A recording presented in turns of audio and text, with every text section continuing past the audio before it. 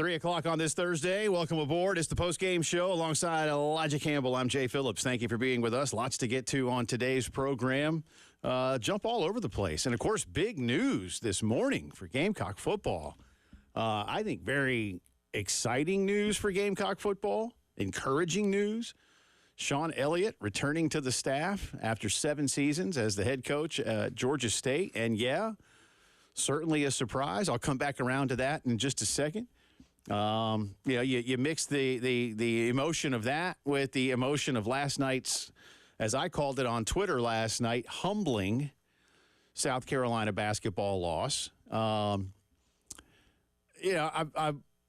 watched, and of course I wasn't in Auburn last night, but I watched Coach Paris's postgame, and it's interesting, coincidental for sure, that maybe the way he feels about last night's loss was the way he felt about the Alabama loss, that there were really 2 games that were an anomaly. Not at all how South Carolina typically plays its basketball. In the Georgia game, you didn't make your free throws late. That was the biggest factor, in my opinion. You've pointed out rightly, Elijah, a couple of late fouls that gave Georgia some life when the game was tight, and they ultimately pulled away. And then the game at Clemson, Clemson, you got to give credit to. They made some real big stops late in the game and allowed a Carolina lead to go away. But I think Carolina played well in Clemson. They just lost the basketball game, and both those things can be true. They didn't play well in the second half in Tuscaloosa, and they didn't play well for 35 minutes last night. I think they opened the second half nicely. I do. Got a couple of stops, got a couple of buckets, got a couple of nice looks, but it was already such a deep hole to climb out of. And ultimately, you and I were talking about it, Elijah, and I forget the exact score, and I don't have it pulled up in front of me right this second, but I want to say the score was 50-something to 30-something, and Carolina was shaving the lead a little bit, and almost before you knew it, with a couple of turnovers and some buckets from Auburn, and they were back up by 21 points, and I felt like at that point it was just done. I don't want to say Carolina gave up. They didn't. But, now it's just about picking yourself back up. Is a 40-point loss worse than a 2-point loss? Yeah. But is a loss a loss? Yeah.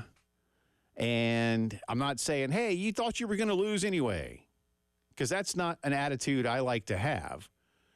But no one that follows, whether it's this program or just the sport in general, is going to go, South Carolina lost at Auburn last night? I didn't see that coming. No one's going to consider the result an upset. Yeah. So, now you got to pick yourself back up. That's all. Easier said than done? I don't know. LSU is athletic. LSU, at least for a little while, pushed a pretty good Alabama team until Bama said, all right, that's enough of you the other day. I don't know. It's here. This crowd has been good to this team. This team is going to need this crowd. And this team, again, will just need to you can't pretend last night didn't happen. But I agree, and I'll paraphrase, but Lamont said, look, do I think Auburn's better than us? Yeah. Do I think they're 40 points better than us? No way. No way. And if you play 10 times, it's not like that. But the spread, if you want to take the spread as any kind of gauge, spread was 11.5. So is that about where Auburn is? Yeah, probably. They're good, man. I mean, Auburn is, for a while this year, them and Arizona were the only teams that were in the top 10 in adjusted offensive efficiency and adjusted defensive efficiency, according to Ken Pom. And if you buy into a lot of the numbers, a lot of the computers, that Auburn was due for some positive regression, and South Carolina was maybe due for a little negative regression. And I think we just saw an extreme example of that last night. And to be honest, this is not a good matchup for South Carolina at all because of the forward depth that Auburn has. Their athleticism, we gave you the stat yesterday that 14% of their 2-point attempts come on dunks. Right. They get the ball to the rim because they got big dudes who are really athletic and guards who are at least good at throwing lobs and making sure that these guys get the ball in position to be able to finish at the rim. And last night, 17% of Auburn's 2-point attempts were dunk attempts. They got a lot, and almost 50% of their twos were dunks or layup attempts. They're really good at getting the ball around the basket. if they were able to, establish dribble drive on South Carolina, which I didn't think they did very well. I think they just did a really good job of screening off ball.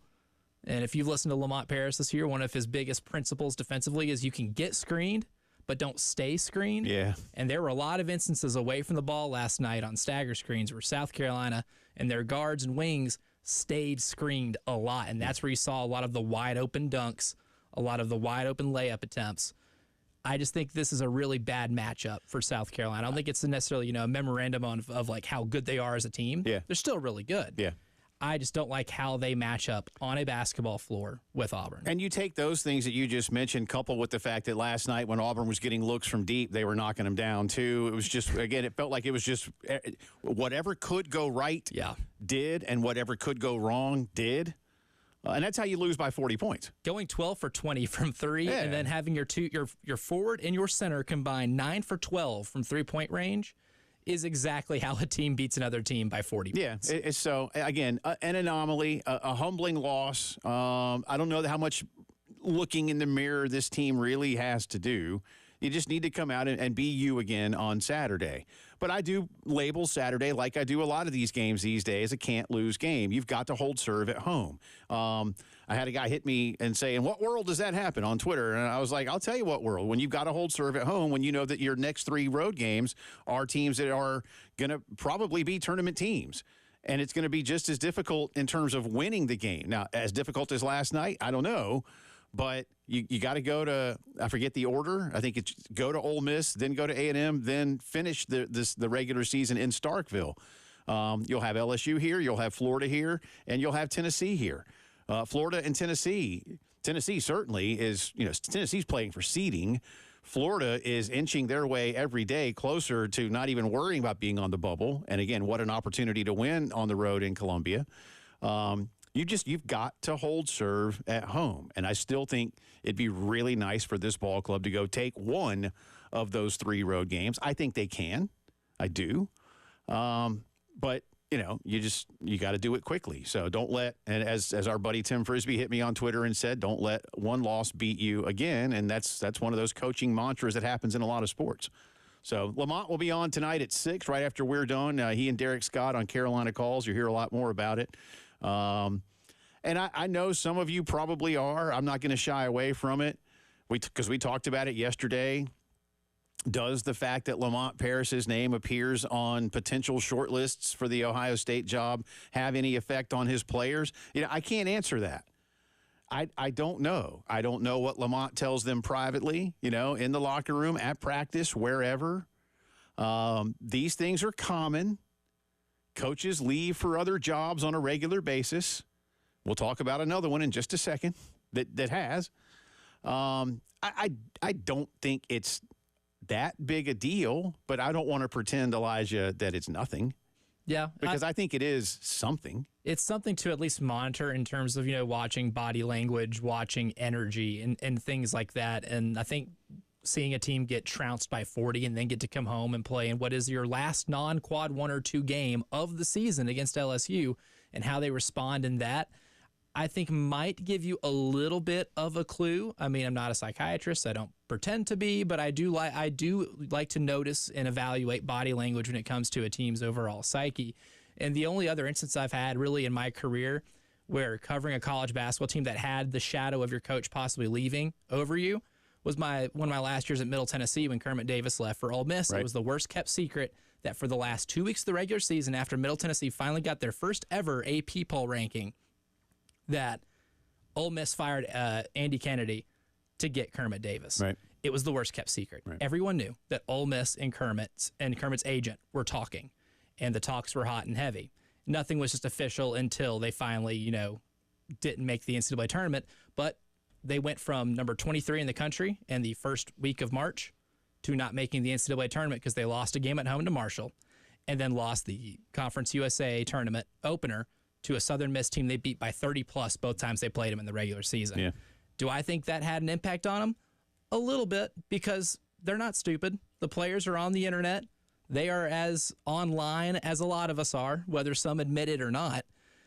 With this instance, because Ohio State is not as big of a step up from South Carolina like Ole Miss was to Middle Tennessee State. I get you. I think it's a little less obvious, but there are the obvious clear connections there as well that I'm sure his players are cognizant of, and they don't even want to have the discussion, at least I would assume, because you are in the midst of doing something incredibly special this year. And that's the thing, too, is at what point do players on a team, and I'm not going to say the South Carolina Gamecock men's basketball players, I will, but I'll lump them in. But at what point do players on a team go, guys, this is us. This is now, let's push the outside noise to the side. I think you can. But that's why I said on Twitter last night, too, there's a lot going on around this team. It's not just Lamont. I mean, you're carrying expectations of a top 15 ranking, the highest ranking this program has had in 24 years. That's a thing. You do have an opportunity. It's a little tougher after last night, but an opportunity to be the regular season champion of the Southeastern Conference. That's still very much at play. It's in play. Again, Auburn. The thing about it, of course, with Bama and Auburn, you only play them once, and they both own tiebreaker. So that's a thing. But still, they could lose again. You need to go win some more too. But in terms of starting your tournament on Friday, that's very, very much in play for this basketball team. Don't let that slip away. Because if the season did end today, and it doesn't, you would be one of those. And that'd be great. Because then you're solid into the NCAAs based on where this conference is this year, which means you will have done enough winning to secure a bid, in my personal opinion anyway. I would like to step out on that limb. I feel a lot better about that limb now than 2 months ago. And again, but also there is the coaching situation. That is a thing too. So there's a lot going on, and how any human being responds to those things. I don't know if that's adversity as much as just circumstance. If you want to call it adversity, you can. Distraction. It could be that too. There's a lot of things. But this is a mature team. That's one of the things we've talked a lot about. There's a lot of older leadership. Talon Cooper, Michi Johnson, B.J. Mack. These guys have been around. They know what's up. Miles Studi, so that helps. Clark. I mean, there's a bunch of dudes that have been in college for a long time and can help guide this team through. So the sky didn't fall last night. It bumped you on the head a little bit. Got G-checked a little bit. Yeah, but the sky didn't fall, and there's nothing too much to be alarmed about. But if there's something that continues moving forward, well, then we'll see. But you can. The easy way to not have a 2-game losing streak is to go win your next game. And it's the most winnable game on your schedule left. Like I said, this is your last non-quad 1 or 2 game of the season, and this might be your last non-quad 1 game, depending on how many spots Florida goes up in net ranking, because they are flirting with that 30 line. Yeah. Come back on the other side of the break. Sean Elliott is back. This is a shock, I think, to a lot of people. What's Sean's role going to be? He's got a title, but I feel like the role much larger for Shane Beamer in South Carolina football with Sean back on the staff. We'll discuss it as the postgame show continues.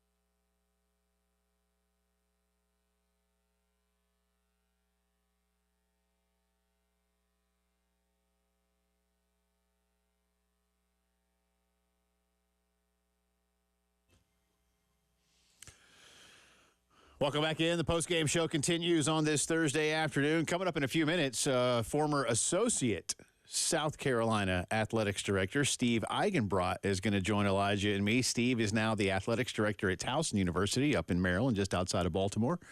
He's got a really nice piece. It's an op-ed in Sports Business Journal on using the college baseball model as a way to potentially help shape or reshape, perhaps, the future of college athletics. But I like the premise of this because I personally believe the college baseball model works very, very well, especially for four-year colleges. If you're a high school player and you get drafted, you want to go to play pro ball, go play pro ball. You want to go to a four-year college, you got to stay 3 years. But there's an interim in there. If you want to go to JUCO or a community college, you can get back in the draft. You can have an agent.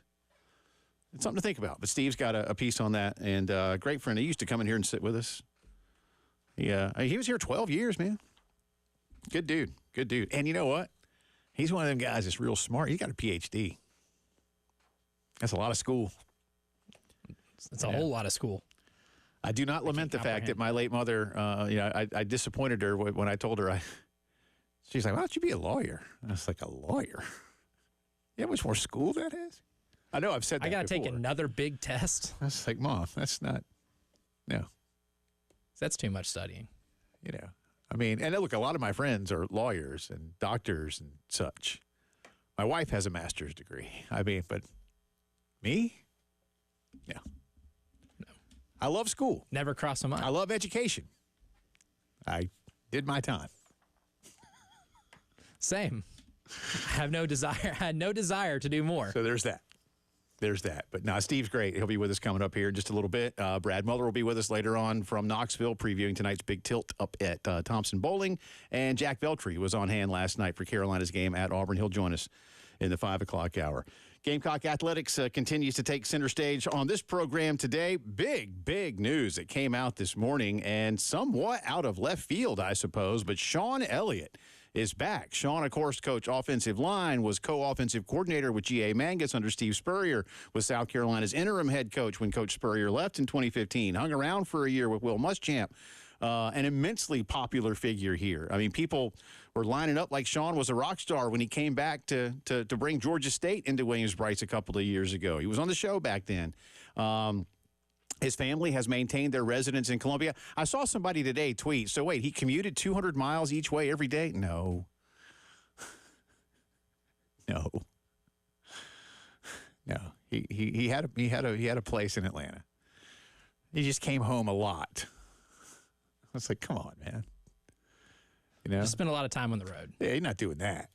I don't care how much you like driving and how much you want to commute, but you're not doing that. But he's back now. He doesn't have to worry about that.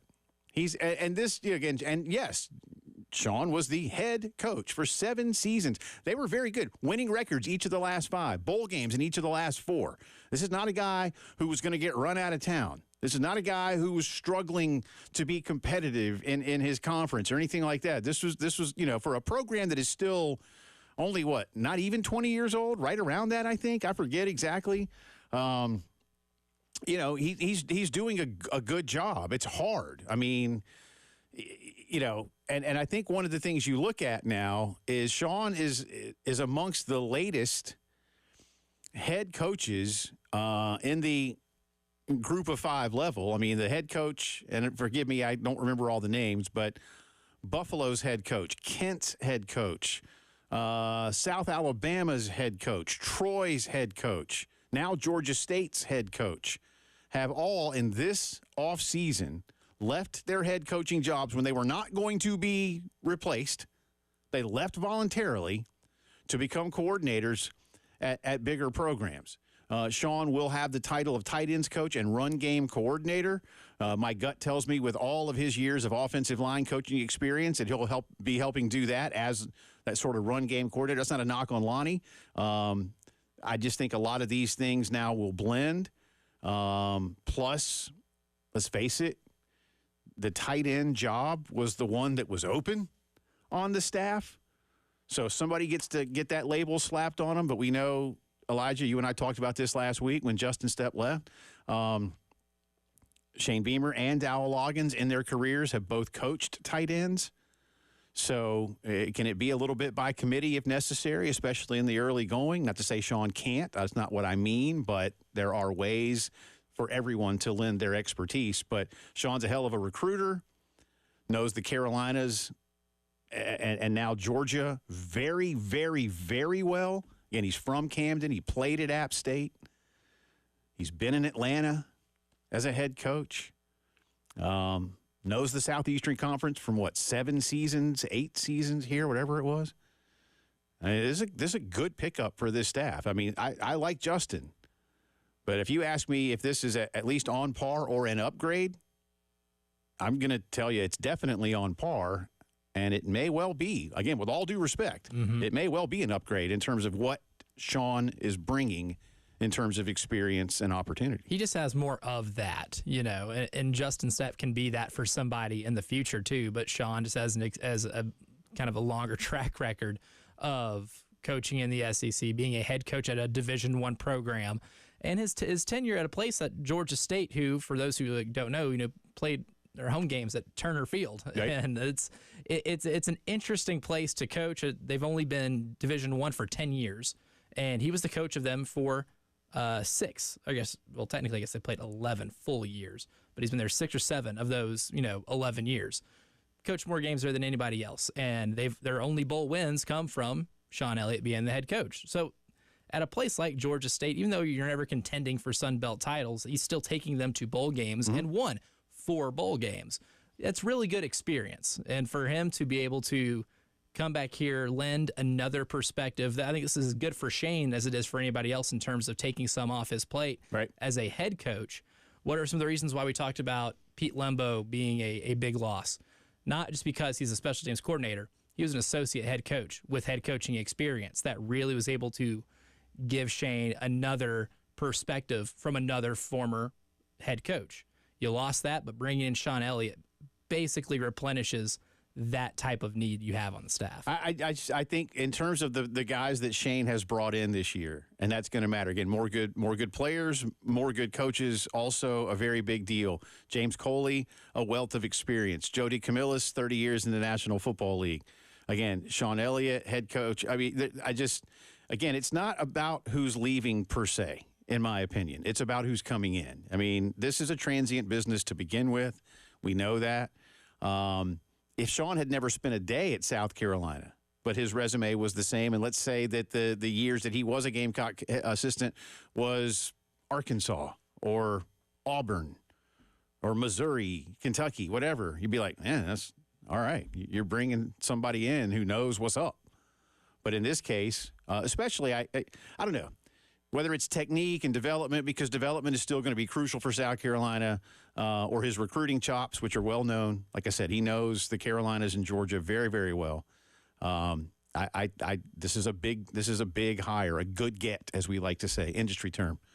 But I think it's a good get for Shane Beamer and Gamecock football, and someone who loves this program, loves the city, loves the state. Again, family has been here, extended family over in Camden. So it's a big deal. It's a good get, and Shane getting him was or efforting him was a good call. So there you go, 2 industry terms for 1 good move. Well played. We'll talk more about this throughout the afternoon as well. Come back on the other side, though. Again, we've talked a lot about the business of college athletics and what the future is going to look like. I like the premise of our next guest's latest op-ed in the Sports Business Journal, Steve Eigenbrot. Again, longtime associate. In fact, he was here a long time while Sean was here. He knows Sean real well. But Steve Eigenbrot, now the athletics director at Towson, but someone who knows the SEC and Carolina very well, on his opinion on some of the things that could help reshape the future of college athletics. You're listening to the Postgame Show.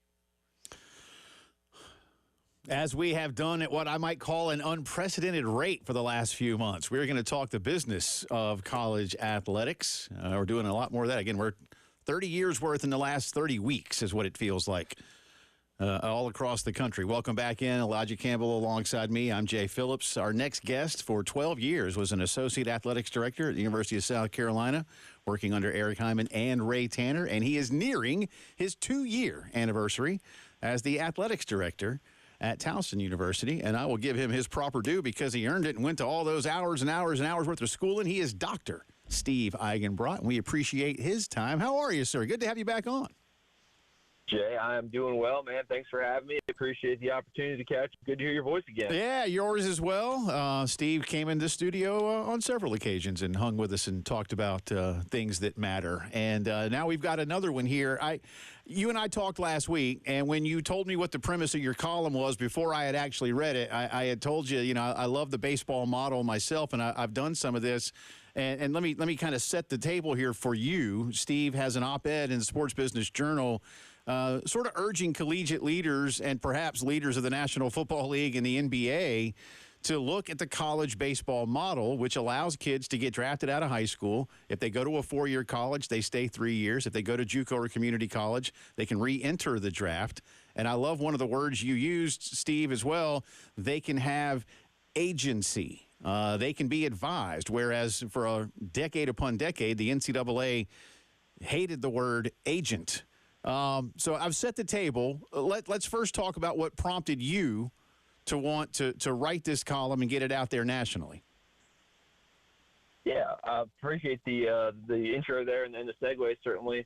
To me, at the end of the day, it's felt like this for the last, 10, 12 years that at every turn, we've tried to find a way to do a little bit more for the student athletes because we could. And is it odd that coaches are paid millions of dollars and athletes are, asked to do a lot and essentially at the end of the day, kind of forced into this amateur model? I think it is, but I've rather than approaching it of how can we get more money to athletes, the article talks about, there's a difference between more fair and fair.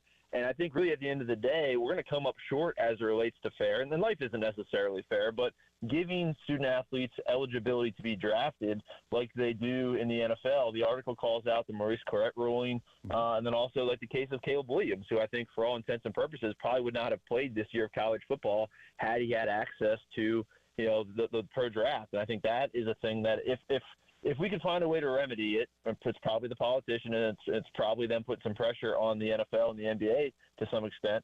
I think that would reframe a lot of the stresses that we're dealing with in college athletics today. I don't know that it changes all of them, but I think it puts a different spin on them. And, as we've made adjustments with first cost of attendance and Alston and now the awkwardness around name, image, likeness, again, I'm not sure it's a silver bullet, but I do think it changes a lot of the conversations that we're having. It's hard to make the case that one of Mark Kingston's talented baseball players is there because they don't want to be. Right. No, absolutely. That's you make a great point. They choose it, and they know what they're getting into when they go to a 4-year college. I don't know if like the experience of Jadeveon Clowney might have factored into any of your thinking on this, but you were here in Columbia while Jadeveon was playing for the Gamecocks, and there were a lot of people, as you might remember, to use the Caleb Williams example, that said he should just sit out. Yeah, his senior or his junior year, his third year, he should just sit out. There's no reason. He's already going to be the number 1 pick in the draft. And the New York Jets even said at one point, Steve, as you probably recall, hey, we'd have drafted him if we could have. It might not have been the first pick in the draft, but we'd have taken him. When you have the article, when it was originally written, Jadeveon Clowney's name, because of those experiences, was actually the name that was in that space, and I was advised to probably make it a little bit more topical. So, and again, I'm a firm believer that make him draft eligible out of high school, and maybe he goes in the 5th round. I don't know, but I think at the end of the day, that's what fair looks like. I don't disagree, and I'm with you. Sometimes fair and unfair can be two very different things. And again, I do like the baseball model. And just to let you know, and my audience knows this, at least a lot of them, for years, I have been banging the drum of the NFL needing a minor league for a lot of reasons. A lot of reasons, Steve. Not the least of which is quarterback development, line development, coaching development, officiating development. There are a lot of things that could be positive for that. They don't want to do it. And the pushback I hear sometimes from people is, well, they have a minor league. It's called college. And that's the point you're making as well. It really isn't. It is, yes, but it's not. So my next question to you is, do you and other ADs have opportunities to have these conversations with anybody around the National Football League about why they don't do this, why they haven't already done this? The access to the NFL, I think that's a difficult part of it. I would kind of ask the question back to you a little differently.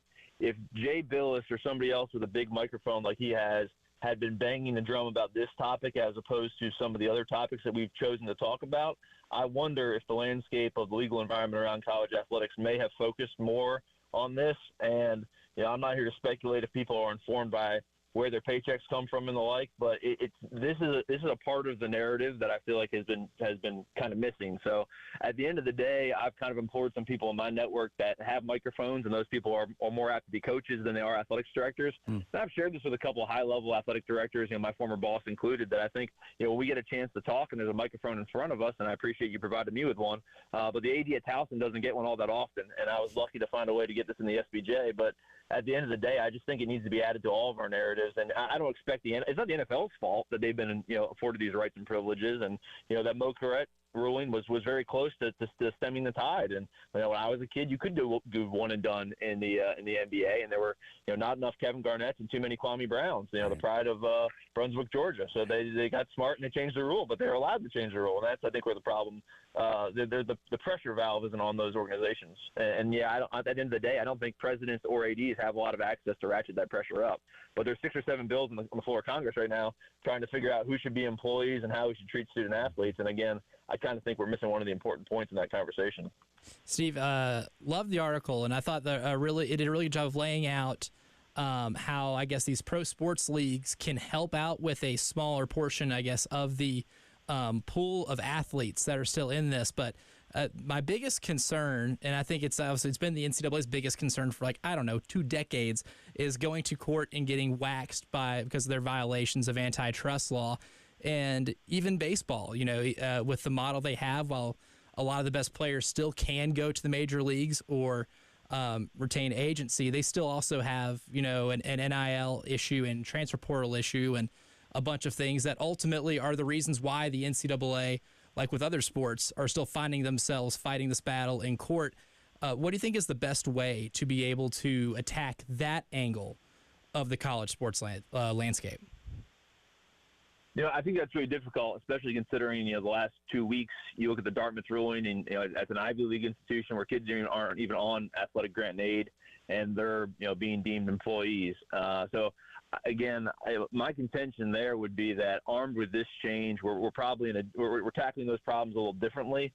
This article at one point was like 220 words, and in order to get it published, it had to get pared down. So I felt like, the NIL thing, we all understood the guardrails that needed to be applied. But again, guardrails, the Olympic model, which in a sense is kind of what NIL is, makes sense. But at the end of the day, you're not eligible to go compete in skiing for Sweden or Austria or whatever if you're from the United States. And so, we landed in this place where a lot of people want to, give blame to the NCAA because we weren't able to solve the riddle. But the riddle is really complicated. So ultimately, the political pressure led to a place where we had to just do NIL without guardrails, and it's a total mess. But again, there's a lot of people with big microphones yelling really, really loud about how this isn't fair. And while I'm not here to call them wrong, I think, amateurism took a lot of shots during that call out and still kind of is. And again, I think the issue is forced amateurism, and there's a lot of that gets cleaned up if you add some other, the NCAA is not perfect, and that's not the point of the article, but I think the other leagues are playing a pretty significant role in all this too. Steve, I only have about a minute and a half left for you, and we're going to continue this at some point in the near future with you because I want to see what kind of traction you get, especially as more meetings come around. But there's the new, I don't know what's it called, Elijah, USXFL thing The Rock is doing. Might you? I know this isn't in your piece, but they're going to help the NFL in some way, they say, and try to develop some guys like NFL Europe used to do. Is there a way to apply pressure there? Could they could technically have their own draft and bring guys in. Might that be a first step toward this to try and engage a professional outlet to take 18-year-old and 19-year-old high school football players and turn them professional? Yeah, I think that's a great point, Jay. And I think, how that marriage is conducted and what it looks like. The G League has changed the stars a little bit as it relates to the basketball world. But again, I still don't think it's perfect. I think an American option for a 17-year-old to get drafted just in the same vein that, Kevin Garnett or LeBron James did, I think that's what fair is at the end of the day. So if those pro organizations or pro teams wrap their arms around this quote-unquote minor league opportunity, and there's an opportunity for someone to go right from one to the other. Like the idea right now that the G League is checking this box, I don't really buy that, because at the end of the day, the G League kid then has the opportunity to enter the NFL draft the following year, and they're in the G League rather than college. So right. I think the devil's in the details there, and yes, I definitely think there's an opportunity to do it, but at this point, the NFL billionaires have been fairly wise to keep their powder dry, keep their capital on the sidelines, and not have to invest in the minor leagues. And again, I think that's where, while we have the attention of Congress in this window, it'd be great for them to kind of add their muscle to this conversation and see if we can. The judiciary branch is very good at making very individual decisions in a vacuum, and I think that's part of what's leading this to be a total mess, because it's not informed by things like Title IX and the rest of the higher education landscape. Good stuff, man. Good luck with this. You can catch it at the Sports Business Journal. I've got links on the Twitter feed. We'll check in with you again real soon. Appreciate it as always, and good luck with this, because I think you're on to something. Yeah, I appreciate you both having me on. I hope you're now spreading the Arsenal propaganda to Myrtle Beach and Florence. I heard when coming on out of break that the game has expanded, so congrats to you all on your success. Thank hopefully you. There's lots of Arsenal fans in that neck of the woods now. I do my best, sir. I do my best. Appreciate you. That's Steve Eigenbrod. He is the AD at Towson University, longtime Gamecock associate AD. You're listening to the Postgame Show.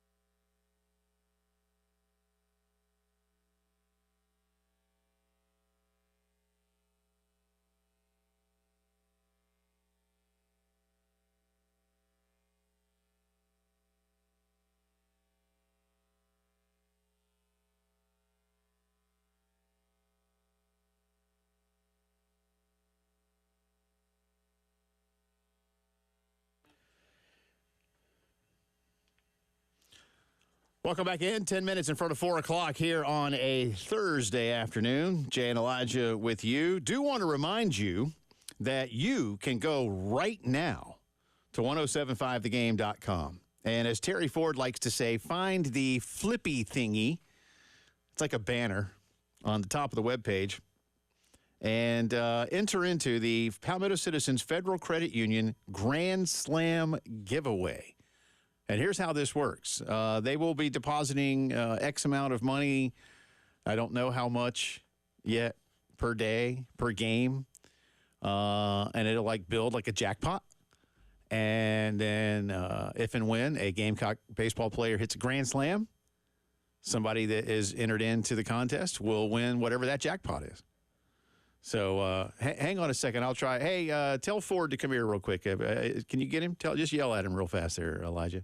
And tell him to use a microphone or come over here real fast while we're doing live radio. Come here. I need you. How much money per game is going into the we are live, by the way, but you knew that already. How much money is going into the Palmetto Citizens Federal Credit Union? Is this thing on? Grand Slam giveaway jackpot. How much do we know? Just what I told you during the break. I don't think you told me the amount, did you? No, I said $25 a game. Oh, you did tell me that.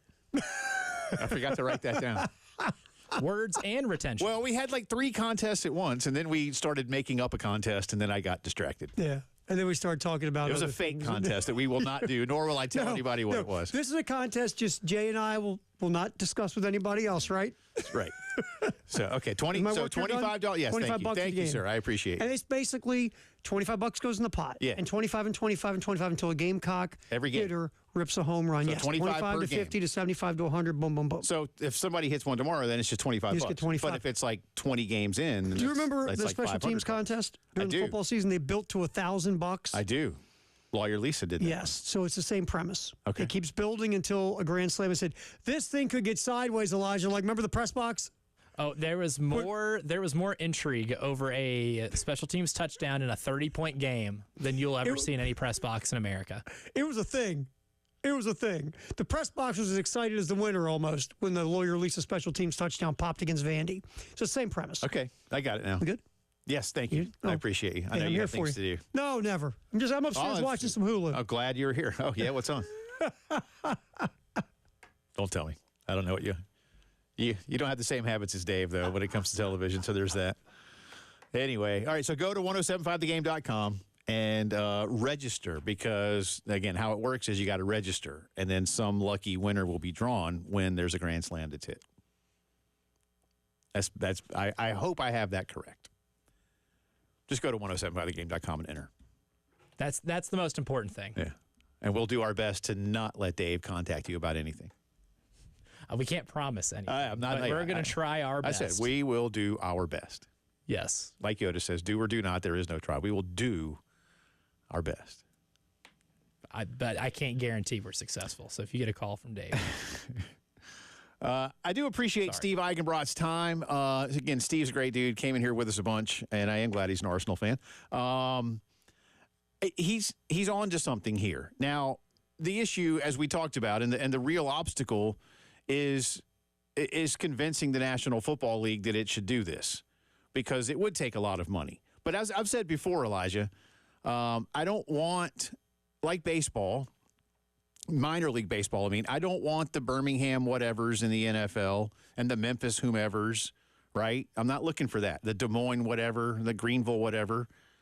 Carolina Panthers B team, Atlanta Falcons B team. They're all in the facility. They all, get them there, draft them, have a B league, have a JV, if you will. And maybe have the age limit stop at 25 years old. But put the high school kids in. They're afraid of that. I know their 18-year-old bodies aren't ready. I appreciate that. I do. But so many of these young men do not want to go to college, and that's okay. I was telling you, I know someone, and there are others. I know an electrician who didn't spend a day in college, and he's doing great. Okay? If you are good at what you do, and you don't have to go to college to do it, that's okay. But we seemingly make these kids go. They don't really, but they don't have an alternative. But Steve's onto something with the baseball model. It works. We'll talk more about Sean Elliott, some other college football business to get to, and Brad Muller next hour from Knoxville ahead of the Gamecocks in Tennessee. Be right back. Turn that back on. Speaking of our good friends at Palmetto Citizens Federal Credit Union, I love telling you about them. There are 14 area locations. My wife and I have been customers of Palmetto Citizens for many years now, and we really appreciate everything they do for us, and I think you will too. You see, they're not a big bank. They don't pay stockholders. They don't have dividends. They return all of their earnings like that back into the credit union. That means lower fees for you, lower rates as well. So if you are tired of higher rates at bigger banks, see what Palmetto Citizens can do for you. You can apply online at palmettocitizens.org, whether it's a brand new credit card, whether it's car loan, mortgage, home equity line, putting the kids through school, any other needs that you might have. They're not only able to help you with all of those, they'll work with you to customize terms and payments to fit your needs and budget. Palmetto Citizens, 14 locations across the Midlands. Check them out and achieve your potential.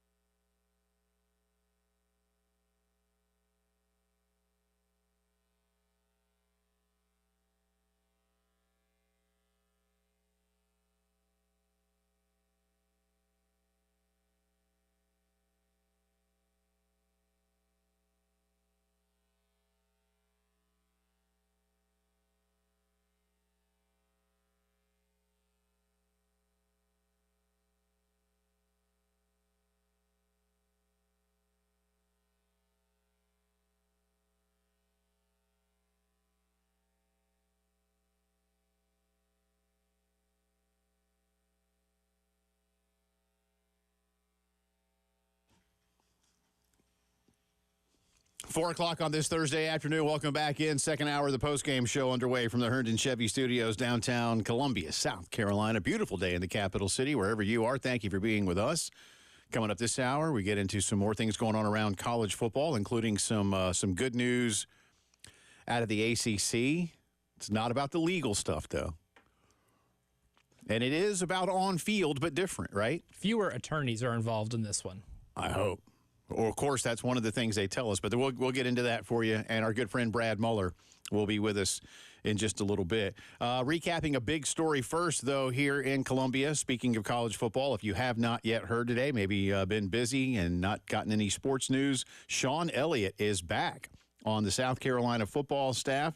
He has resigned his position as the head coach at Georgia State after 7 seasons. He has told or put out a statement that said this was not a professional move, but a personal move. We've made it work for 7 years with my family still living in Columbia, and I even thought about not coaching this year. I had promised my daughter that I would be there for her senior year of high school, and when this opportunity came up to go back to South Carolina and coach again, it was something I couldn't pass up. I've always loved South Carolina. He told his players this morning. Georgia State was already in the midst of their spring practices. In fact, their spring game was scheduled for March the 7th. The school had announced that the remainder of spring football will be postponed until they settle in on who the new head football coach over in Atlanta will be. Again, you know, there's a lot of things about this that make perfect sense. And again, as Sean said, he's made it work. His family, loves Columbia.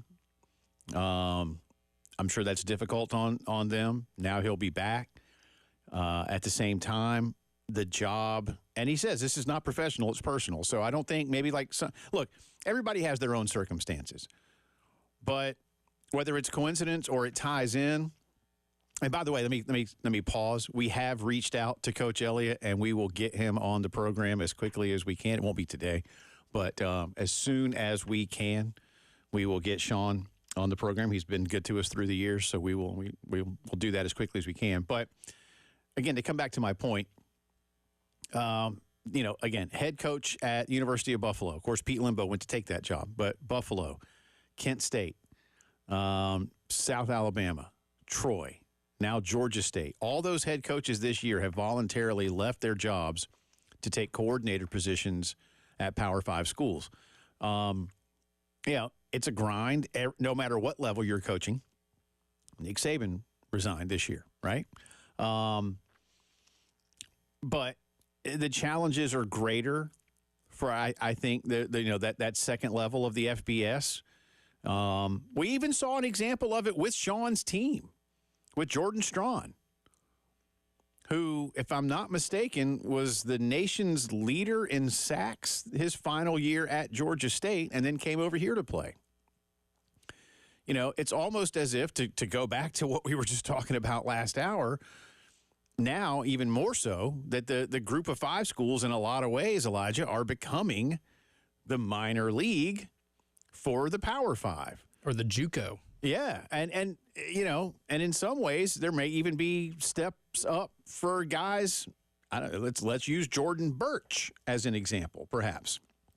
That one seems more rare, but it happened, right? It happened. Or Marshawn Lloyd going to Southern California. And there isn't a way for Gamecock fans to go, that wasn't a step up. I mean, I realize it's Power 5 to Power 5, but, and that's just where we are. That's just where we are, to use local examples of guys like that, whether it's coming into this program or leaving this program. We've seen both. And obviously all the other transfers that are out there, y'all get it. But the challenges that are presented, may make it that much more difficult. And again, you get a nice opportunity. Now, again, for Sean specifically, family here, makes sense, job open. Timing is everything. I swear, every time we talk about something like this, head coach or assistant coach stuff, timing is everything. Maybe this doesn't happen if there isn't an availability at Illinois and a tie with the new OC at Illinois to Justin Stepp. You know, I mean, last week there were a lot of Gamecock fans. Well, I can't believe Shane let this happen. Well, Shane didn't let it happen. Justin left. They fired Montario Hardesty because they wanted a better job done. They didn't fire Justin Stepp. They reassigned him, and they wanted him to use his teaching techniques and his relationship skills at a different position. Plus, he's a good recruiter, a really good recruiter. Justin didn't want that. Justin left. But if you are one of those people who hit us last week, and you know who you are, and said, you know, again, we had the one guy, and he never told us why. We asked him, he texted in, this is a loss, and I've lost faith in Shane. But he didn't say why when it came to losing Justin. Does that same person now look at this and go, all right, that's an upgrade? Because I feel like I would. You know, I'm not here to tell anybody how to feel. I think it's a fair assessment to say that this is an upgrade. I mean, a 7-year head coach and a guy who already been on your staff 7-8 years before that? During the program's heyday of success. Absolutely. I mean, what Sean Elliott and G.A. Mangus and Steve Spurrier did in those 5 years. Those, you know, I know it was longer, but I mean, you go 10, 11, 12, 13, 14. And I know 14 ended with a thud because that defense couldn't stop anybody, but it was a prolific offense. Literally the best in school history. Yeah, Sean was right there in the mix for the recruiting, for the development, for the in-game coaching, all of it. Immensely popular figure here. So if you thought Justin Stepp, a local, I mean, here's the funny thing about it, and I mean this kind of tongue-in-cheek. Justin grew up 30 minutes west of Columbia, and Sean grew up about 30 minutes east of Columbia. So, I mean, if you're worried about that part of it, too, that part of the equation, like, well, but he got the program. It's hard to find many more assistant coaches that are out there right now that might know this program better than Sean Elliott. So I think this is fantastic. And, again, timing is everything. You know, there's an angle to this that really just kind of clicked with me right now. And it happened when we were talking about the turnover from conferences like the Sun Belt to maybe the SEC or the MAC to the SEC, is that Sean Elliott did a pretty good job recruiting at a place like Georgia State. And then when coaching at Georgia State, he is in the Sun Belt, which is, I would say, the most talented, deepest group of 5 league that exists in college football. So when it has risen quickly to that point, very fast, very fast. And if we look at it through a recruiting standpoint, nobody on this South Carolina staff will have scouted Sun Belt players better than what Sean Elliott has done the last few years. So when the name of the game is even poaching some of the smaller conference schools and finding that hidden talent, Sean has a step up because he has been coaching and game planning against a lot of those players or coaching and developing them personally at his program. So in reality, not only can he help with the high school recruiting, but you already have a Rolodex, so to speak, of scouting reports on other G5 players who might be able to fit into your program year in and year out to help reload or replenish at certain positions. Yeah. I think that's an angle that often gets overlooked because of his history here and his ties to not just the school, but the state and this area itself. I think it's a fantastic point, and it's not one I even thought of. I'm glad you brought that up, and I'm glad your brain clicked that way because I do think that's going to be crucial. It rarely clicks, but when it does, well, that was a nice click right there, and you're spot on in my opinion because this is a program that, unlike a couple in the SEC, and really only a couple, will be forced to go into the portal more routinely for a while until they can maybe hit a certain level where it's not as important. But listen, when mighty Ohio State is now dipping into the portal the way they do, when you can look at the evidence of Florida State dipping into the portal to become again what they expect to be on a regular basis, Oregon doing it, Southern California doing it, Kirby Smart probably doesn't want to. We know Dabo doesn't want to. Now, Kirby's got a much better program right now than Dabo does. And, yes, sorry, Clemson fans, it is much better. Although, hey, maybe you'll beat him when you open the season. That'll be a fun one. That'll be a good game, at least. I like good games. I think Georgia will win. I digress. You nailed it, man. And yeah, the Sun Belt has, I think, I don't know what, with a few of the American teams moving into the Power Five, maybe that was it, maybe. And the MAC has great football. But I'm with you. I mean, Sun Belt schools. I mean, you look at App State and Coastal and Troy and teams like that. That's good football, man. And guess what NC State did this offseason? They got an upgrade at quarterback. Yeah. Going from Brennan Armstrong to Grayson McCall, who won the Player of the Year in that league for 3 straight years. I mean, it would have been really cool to have an inroad, to a player, like that. Not to say, obviously, South Carolina did a really good job in the portal this offseason, but it's going to get easier on that front because you just have this pipeline of connections and you already have a lot of these players already scouted for this year, next year. Obviously, the Sun Belt rosters are going to look dramatically different in 2026, but going into this next offseason, if you know what you're going to need in terms of position replenishment, you have a really good idea with Sean Elliott, who knows who can and cannot play, who is an issue to face off against and who is not an issue to face off against. I think that type of information is valuable because you have a 4-week stretch basically where not only are you trying to reach out to these kids and recruit them, but you want to be able to know if they're good enough to come to your school and play. And sometimes just crunching a lot of film is different than having your job rely on beating them on a week in, week out basis. So, again, while Shane and Dowell didn't want to lose Justin Stepp last week, they did. And for those, again, who, I don't know what the percentage is. I don't even really care. But if you thought that was a difficult loss, which I appreciate, then I hope everybody will look at this, again, whether it's Justin Stepp or whatever anybody that coach's name might be, but to say there was a void and you just filled it, you'd be hard-pressed, in my personal opinion, to have filled it any better than Shane Beamer did. And in my opinion as well, I believe you've upgraded. That's not a knock on Justin. It's just that I think you have upgraded. It is a testament to what Sean's coaching resume looks like to this point. And I think being, a head coach of a D1 program for 7 years gets you in good position to have the bona fides to be able to move straight into a spot like that seamlessly and automatically be a plus.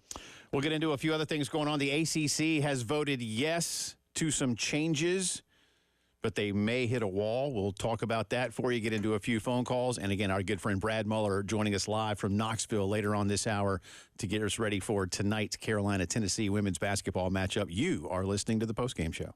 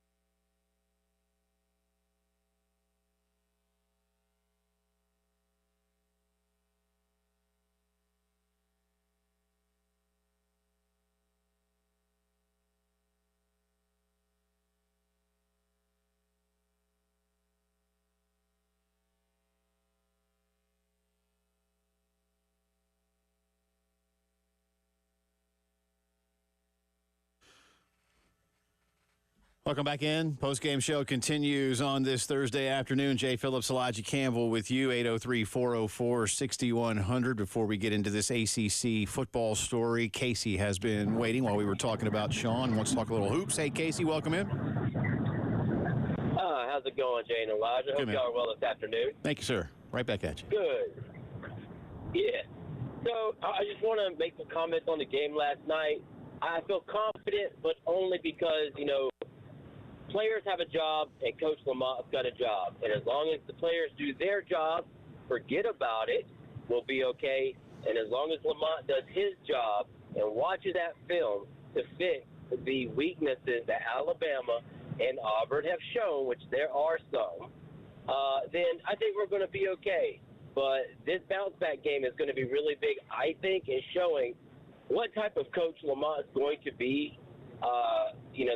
There's a lot riding on this game, and my personal opinion is it's now bigger than the Auburn game, and it's going to tell a lot of how we're going to do in the tournament as well. A loss like that can be humbling, but I saw a lot of frustration and a lot of issues that I'm not used to seeing on that court yesterday. But I've got faith, and as far as Sean Elliott, that's a slam dunk in my opinion. Yeah.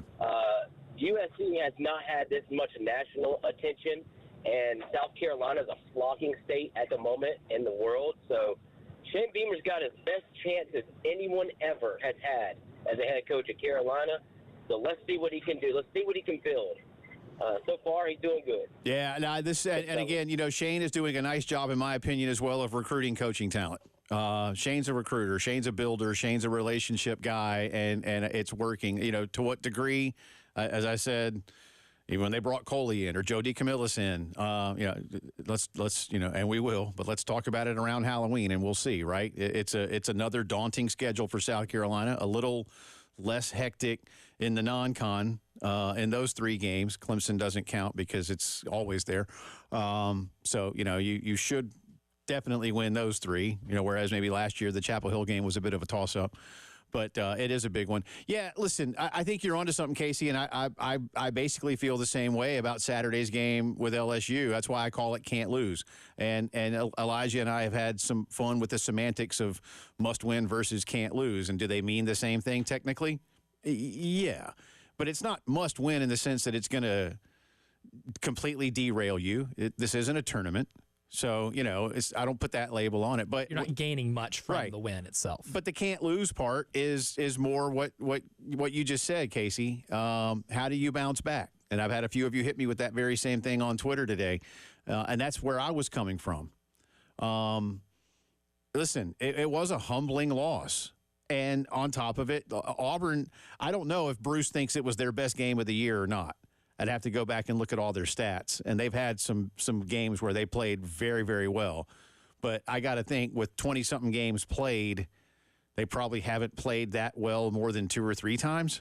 Well, I guarantee you, Janai Broom and Jalen Williams haven't combined for 9 for 12 from 3 in any of those games. An outstanding team played one of its handful of best games. And Auburn's very good. I think all of you realize that. But so Lamont said, and I think that's how he opened his postgame last night. They played great, and we played poorly, and that's why we lost by 40.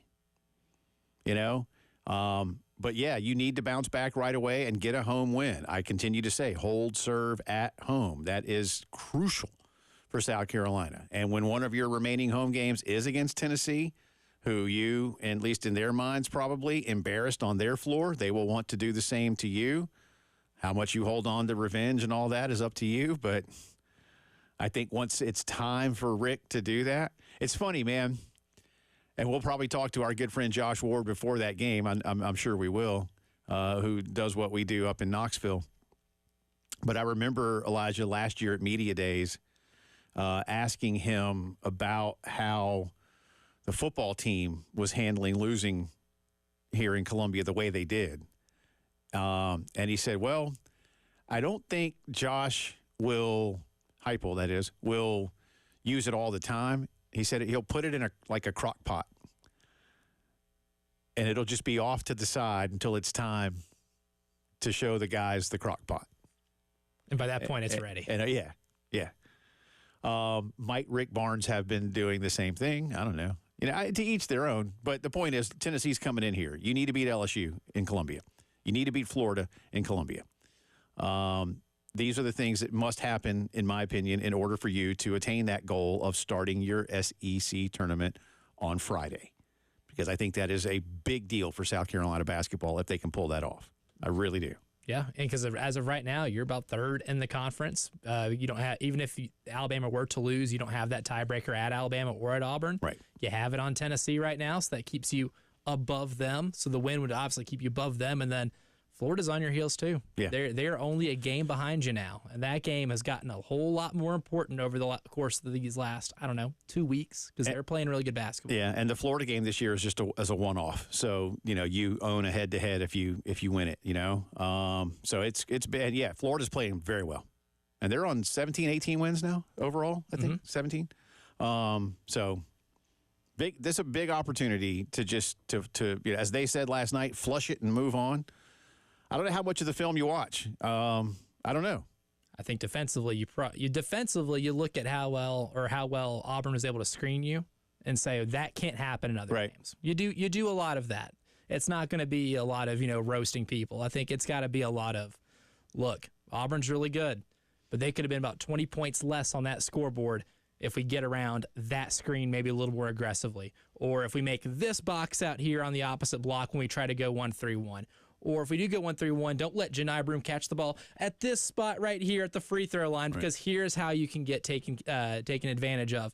Other teams are going to watch that film to see how they can score on you in your different defensive sets. It would be very helpful, I guess, to watch it and at least be able to say, hey, this is what other teams are going to try to do to you as well and try to replicate it. Here's how we don't let that happen. Another one of my favorite sayings from our very good friend Deuce Staley. Back the first couple of months we were working together. The other guys watch film too. Just as much. Some of them more, because there are some film freaks out there. Man. So there's that. Real quick, before we talk to Brad Muller, the ACC has approved the use of helmet technology and sideline tablets. But, of course, this will need final approval from the NCAA. Coach Mack Brown is on record calling this a no-brainer. His Tar Heels used this in the Duke's Mayo Bowl against West Virginia. They wired up 4 quarterbacks, 2 safeties, and 2 linebackers.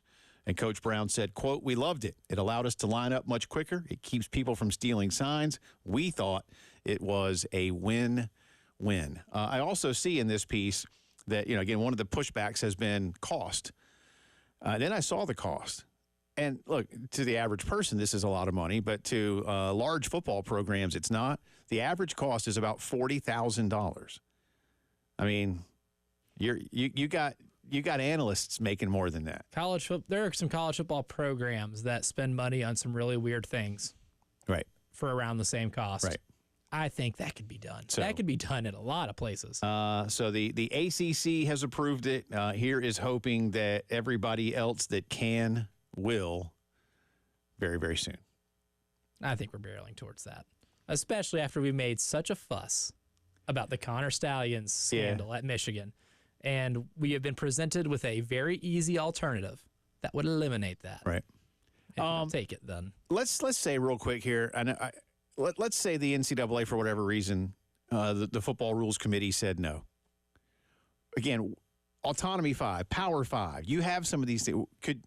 Why can't you just, just do it anyway, right? Aren't those 5 are the most prominent voices in a lot of those meetings too? I don't know. That's the thing, Elijah. I think a lot of them, they try to, balance them. Like the College Football Committee has a lot of those voices. Well, like when the Transformation Committee was co-chaired by Greg Sankey and then by somebody from the MAC, I'm like, this isn't, again, you're missing the point. And with all due respect to the MAC. This is what Greg, and now that's why Greg and Petiti now of the Big Ten are doing this. See, like, we tried this. Y'all are, it's failing.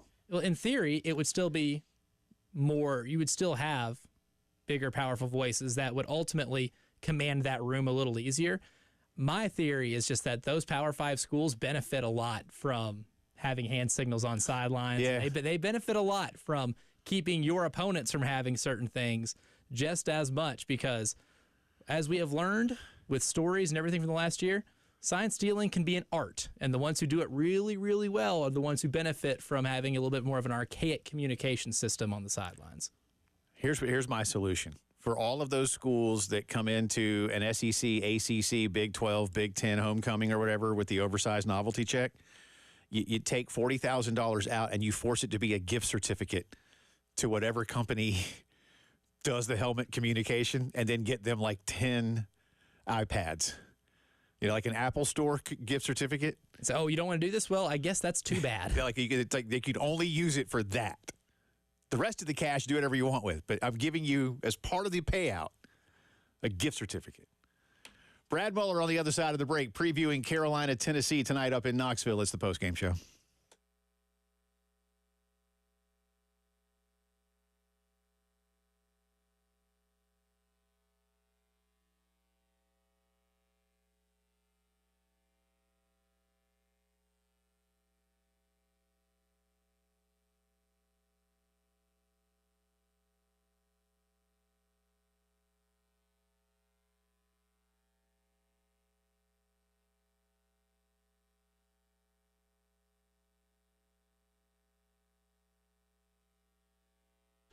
Pete Ale Wine Pool and Spa, the Midlands leader in in-ground vinyl, fiberglass, gunite, swimming pool design and installation. This is one of those days where, especially if your pool is heated and you already have one, you're probably jumping in, man. And then, you're feeling good about it. But maybe your neighbor has one. And you're like, I want one of those. Or like your brother-in-law and his family have one. And you're like, man, I'm tired of going over to their house. Call Pete Ale Wine. Stop by and see them. 5541 Sunset Boulevard in Lexington. Of course, their site visits are free because they need to know what's up in your backyard. And again, whether it's something pretty standard or you want some really cool, like resort-style pool, they can make it happen for you. And then they service pools once they're all nice and built. So once that becomes a reality, they'll stay with you the rest of the way. Again, taking water samples, so much more that they can do for you. 5541 Sunset Boulevard, always online at PeteAleWinePools.com. Like the two beverages, ale and wine, Pete Ale Wine, Pool and Spa. Get one built for the spring and summer. You'll love it.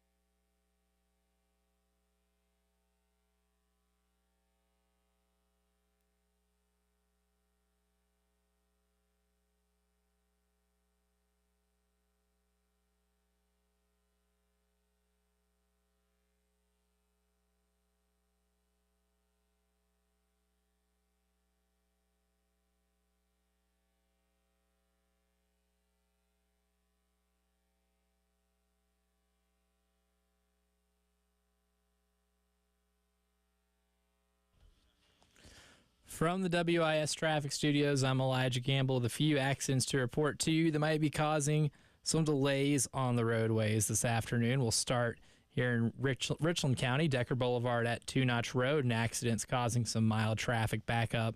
Another one on Farrow Road near Highway 555 at Killian Road. That accident is causing some pretty decent traffic backup there. One more in Richland County, that's over at Lincoln Street at Gervais Street. That accident's recently been reported. And one in Lexington, an accident has been reported on Pilgrim Church Road over at Catawba Trail.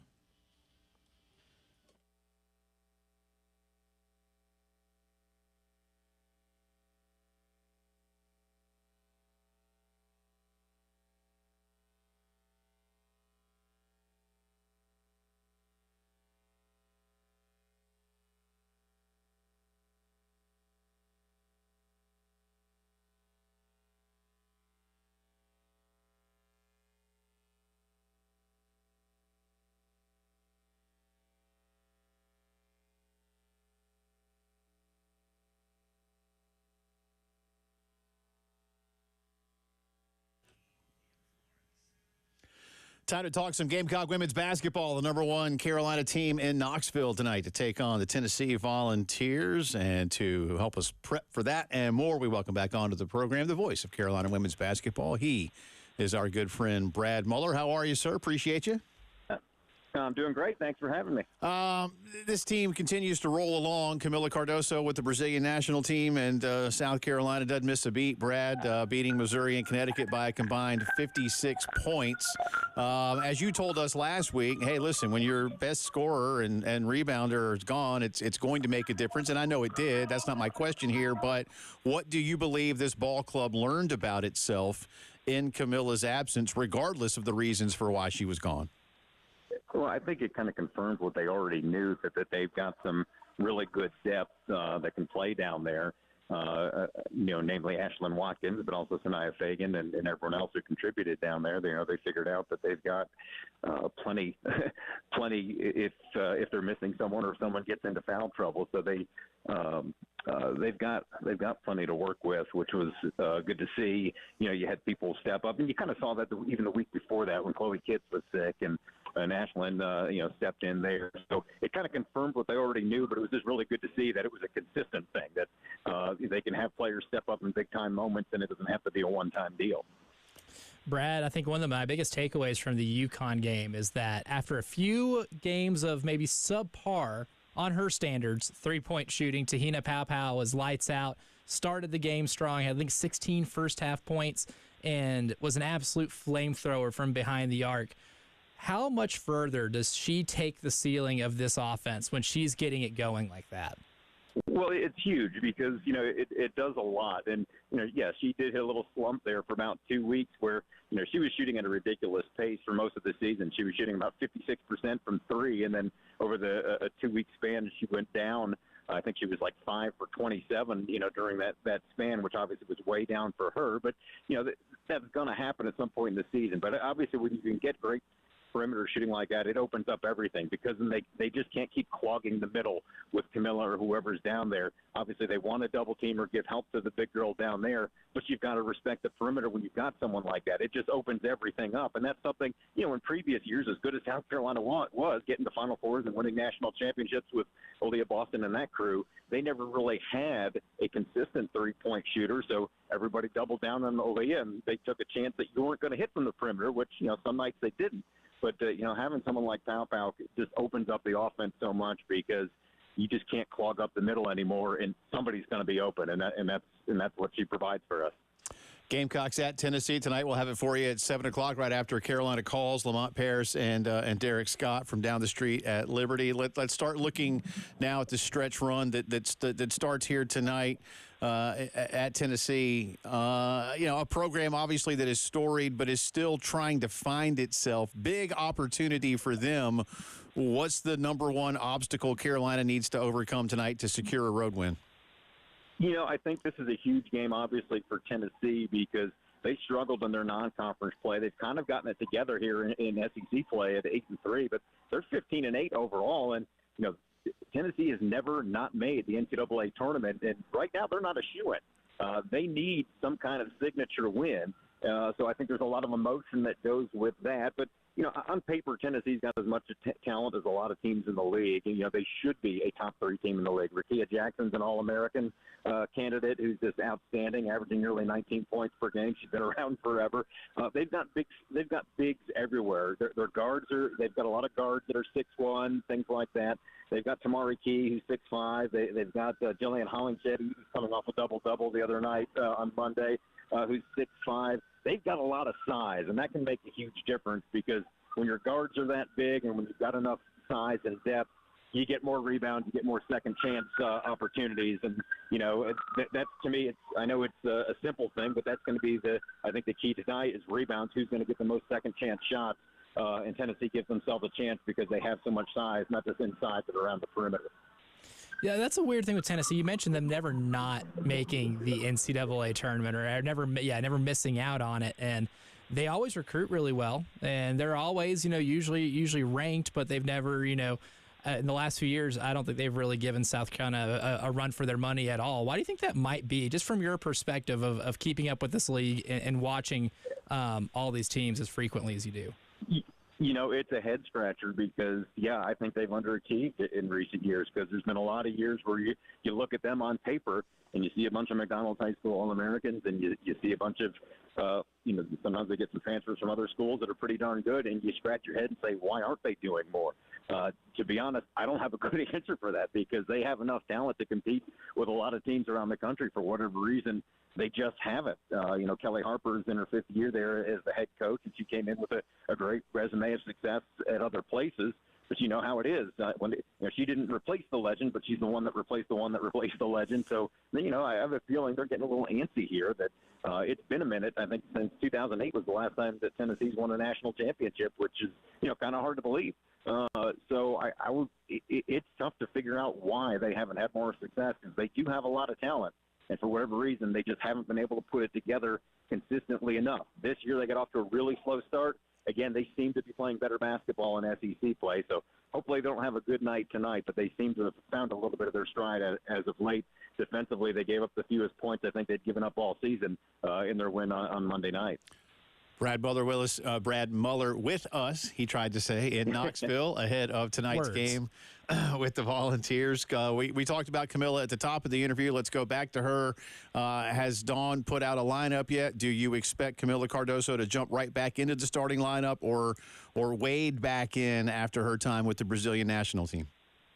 I would think she would be back in the starting lineup. She did practice yesterday. She did practice today at the shoot-around and was a regular part of, the usual rotation. So I don't think coach has officially announced, but I would think she would be in there. Maybe she won't play as many minutes. They may just keep an eye on to see how her legs are doing because, if you've ever traveled internationally, it takes a couple of days to really get back to feeling right.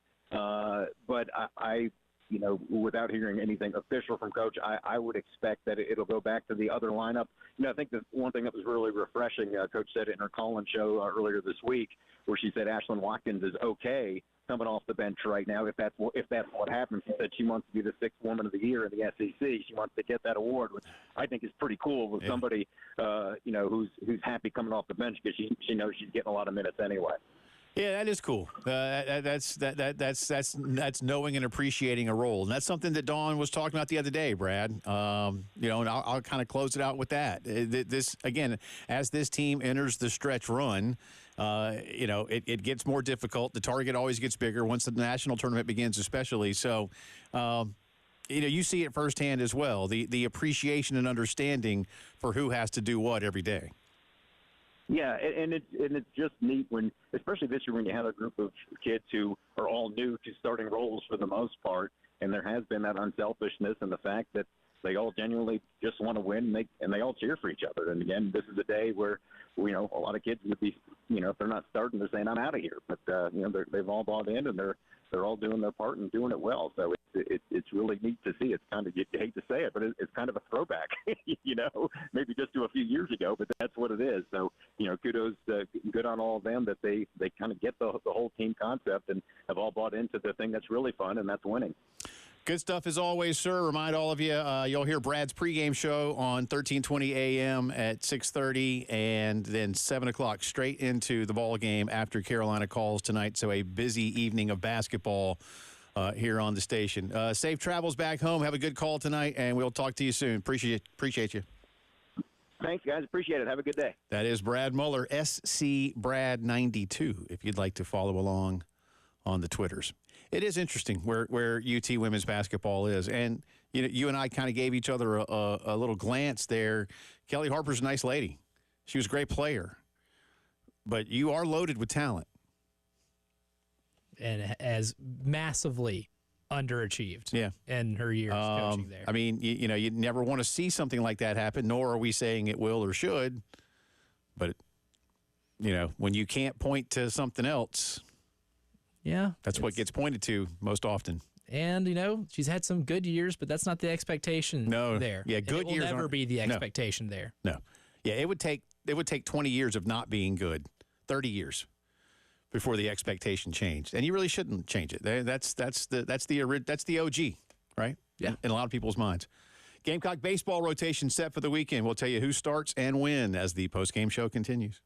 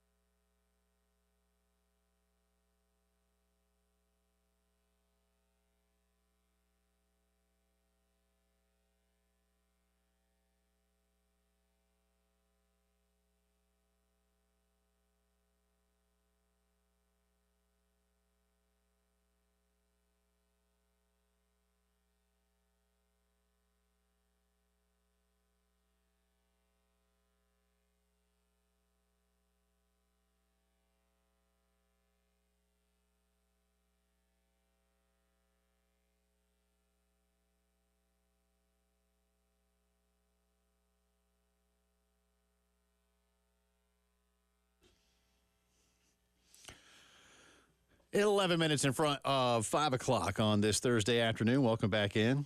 Did we hear from our boy John yesterday? Or, I mean, have we heard from him today? Anything? Not today. No updates went? on maybe getting back into the game in air quotes. Our good friend John, one of our regulars, was decide. He kept saying contemplating. I was like, quit contemplating and just do it. But should he get himself back out there in the dating market, or should he stay home and watch basketball? And I was like, well, you need to get out there. Go where the ladies are, man. You know. I want to quote Dion Waiters here when I say sometimes. Saying, I'm contemplating it. I'm contemplating. Well, stop contemplating. Do it. Best advice I can give you is a good Dion Waiters quote, whereas, I'd rather go 0 for 12 than 0 for 5 because that means I quit shooting if I went 0 for 5. And you know what? Dion Waiters never quit shooting. So, you know what, John? I like your chances if we keep throwing them up. Keep it rolling. Get back in it. Keep it rolling. Get back in it. Yeah. No contemplation. Oh, no. Don't hesitate. Let it fly. Hope all of you that celebrated Valentine's Day had a nice one. It was solid. Good. Enjoyed it. That's Elijah and me, will not have a program tomorrow because there's baseball at 4 o'clock. Got that for a couple of days next week, too. How about that? What are you going to do? Well, I will be here for the last 45 minutes of the show tomorrow. Why? To make sure that we are on the air for the baseball game. I guess that does matter. It does, yeah. It matters, but I know you and I will also. We're gonna do the company a solid, and go work a little bit. By work, I'm gonna let Brian Glenn and the folks at the Village Idiot Whaley's or Olympia Mill location. Nice. Feed us. Nice. I was going to say Whaley's Mill, but that's the one up the street, Olympia Mill. It's on Whaley Street, but it's not Whaley's Mill. It could be a little confusing. It could be. But that's where we'll be tomorrow. Y'all know where it is, right around the corner from the ballpark. We'll be there. David Cloninger is going to stop by and hang with us, talk a lot of Gamecock stuff. Coach Ray Tanner will be joining us. We're just talking baseball tomorrow. All right? So I know you want to ask so bad. I will be chomping at the bit to ask a Lamont Paris's future question. But I don't think that's going to happen tomorrow. Or if I do, prepare to get slapped. Well, like in baseball, like Ray will throw a little chin music. Oh, there's one. Yeah, it's little going right to you. Little brush back. He's going to push off the plate a little bit. A little bit. Yeah, so to speak. But he'll be with us tomorrow and more previews. And in all seriousness, real quick, before I tell you who the rotation is, tomorrow before the game, try to get there a little bit early because our dear friend and longtime colleague, Tommy Moody, will be honored tomorrow ahead of the game. And it's going to be tough for a lot of us. Mm-hmm. It really is. It's worth getting there to go see. A bunch of you have hit me with that this week. And I'm sure Casey and Jamie, his daughters, are getting hit with it too, and a lot of us. It is. For a generation of Gamecock baseball fans, they only know Tommy as the color guy. There have been a few play-by-play dudes that have rolled through there, and I know them all. I mean, did 5.5 years of a show with Mike Morgan. Andy's great. Now Derek. Tommy was the constant, man. Tommy was the constant. But he'll be a nice little ceremony is being planned tomorrow before first pitch. And speaking of first pitch, I'm going to tell you right now who is going to throw that first pitch. It'll be Eli Jones, who gets the Friday start for the Gamecocks. Mark Kingston announcing that a little bit earlier today. 23 appearances last year, 6 starts, a 3.95 ERA, 63 strikeouts in 54 2/3. On Saturday afternoon, Dylan Eskew will be the starting pitcher. He made 5 appearances last year, 6 strikeouts in just 7 innings, but he's had a nice fall and has earned this opportunity. And Sunday will be Roman Kimball, who did not pitch last year, transferred in from Notre Dame, had Tommy John surgery. He was on a team that went to the College World Series with the Irish. So he's got high-level experience. He's from Lexington and was a solid pitcher in high school, and again had a nice opportunity with Notre Dame when they went to the World Series, that team that upset Tennessee in Knoxville. Mm-hmm. He played a really good role at keeping one of the greatest hitting teams in the history of the sport. Where, Tony, those guys, man, that Tennessee team the only people that liked him were people that liked Tennessee. Yep. No, they embraced the role. Otherwise they were the absolute bad guys of college baseball. And I heard from a lot of people who follow college baseball around this conference. And let me tell you, brother, and there are so many people who do not like Notre Dame. And they were pulling for Notre Dame like it was their own school, man. It was wild. But so there you go. Eli Jones, Dylan Eskew, Roman Kimball, Friday, Saturday, Sunday to start the season against Miami. We'll have it for you, of course, and we'll be at the Idiot location on Whaley tomorrow. Hour 3, headlines, drive around the SEC, more on Carolina with Jack Veltri. Be right back.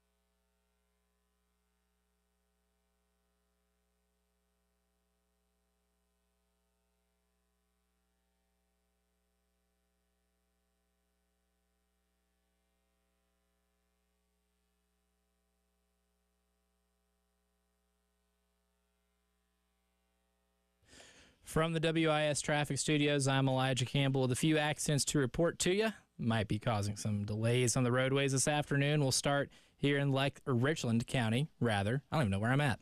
Decker Boulevard at Two Notch Road, an accident has caused traffic moving pretty slowly through that area. Farrow Road over near Highway 555 at Killian Road. That accident is still causing delays, has been for about 35, 40 minutes or so.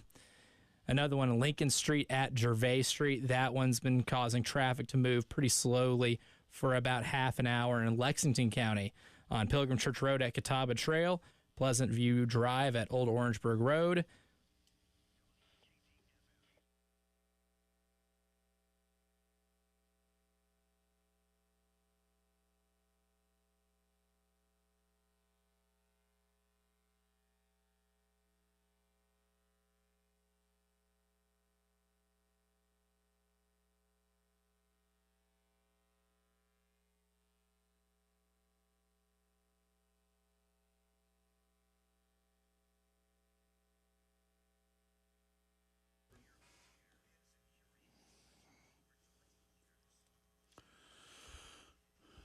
It is headline time on this Thursday. Welcome back in. It's also the final hour of the postgame show. Jay Phillips, Elijah Campbell with you. We start with Gamecock basketball news. South Carolina falling last night at Auburn, 101-61. The final score.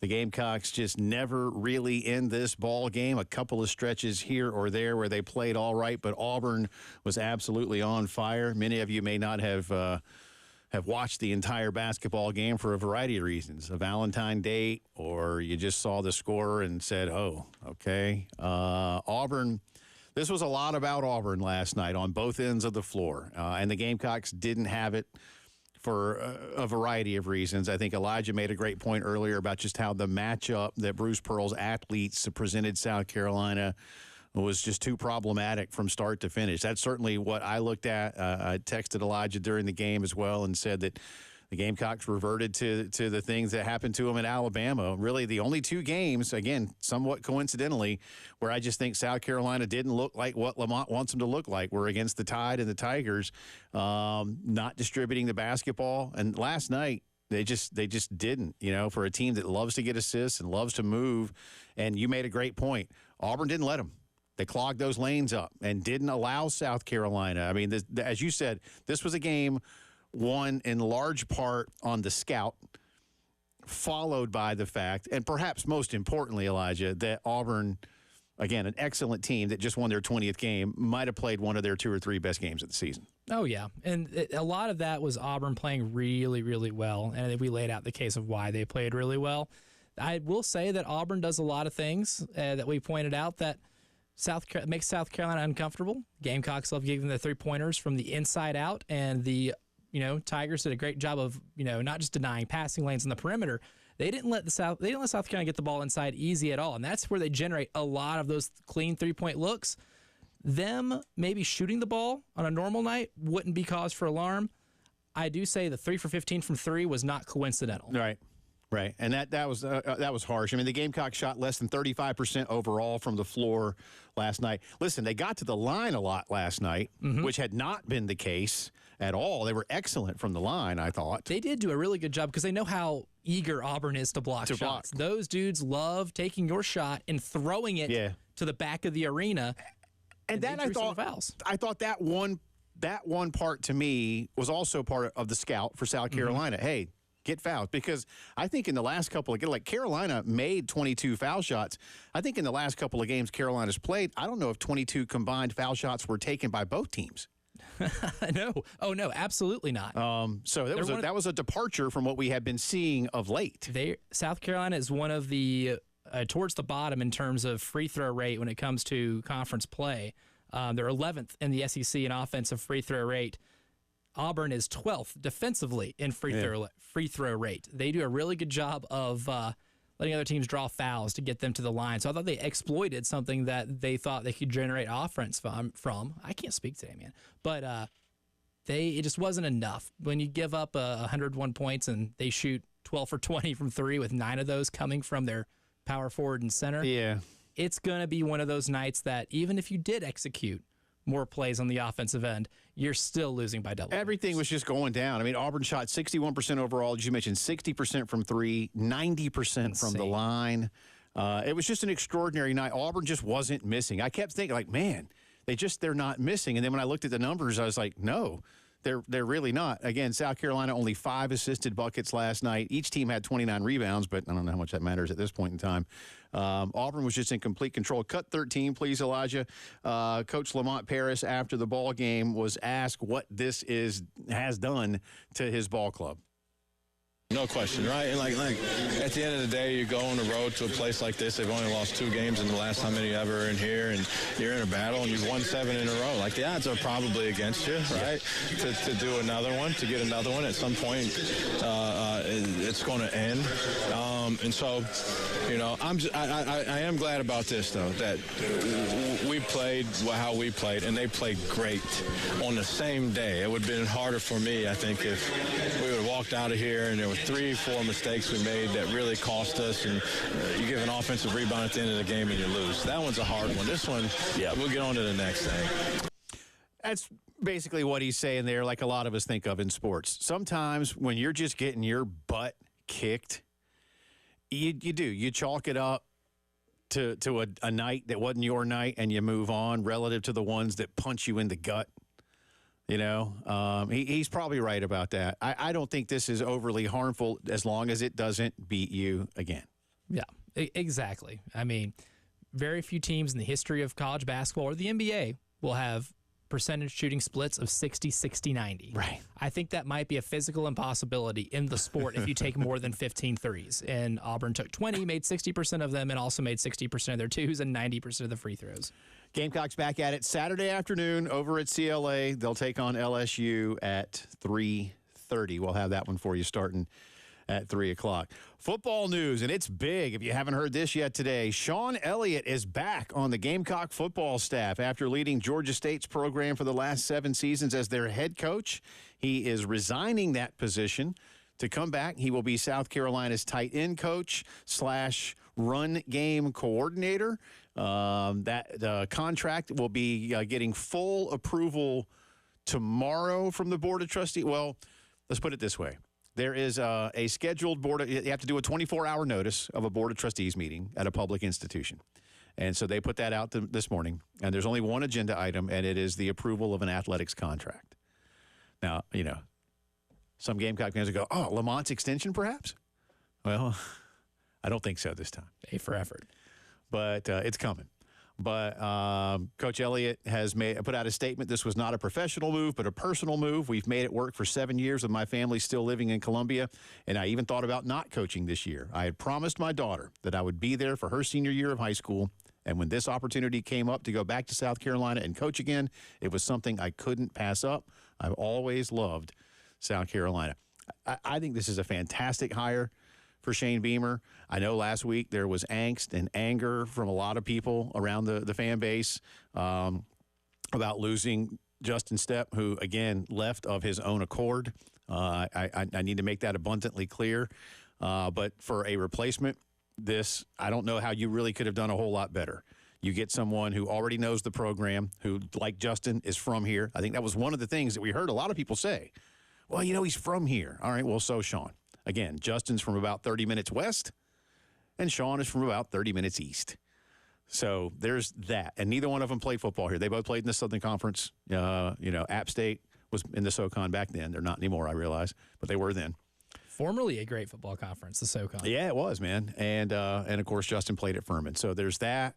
But Sean has what Justin did not, and that is years of experience at this school and years of experience in the Southeastern Conference. And Sean was here during the heyday of the Steve Spurrier years, where he and GA were working with Coach Spurrier to build that offense under Garcia and Connor and Dylan. And y'all know what happened. I mean, you won 49 games in a 5-year run.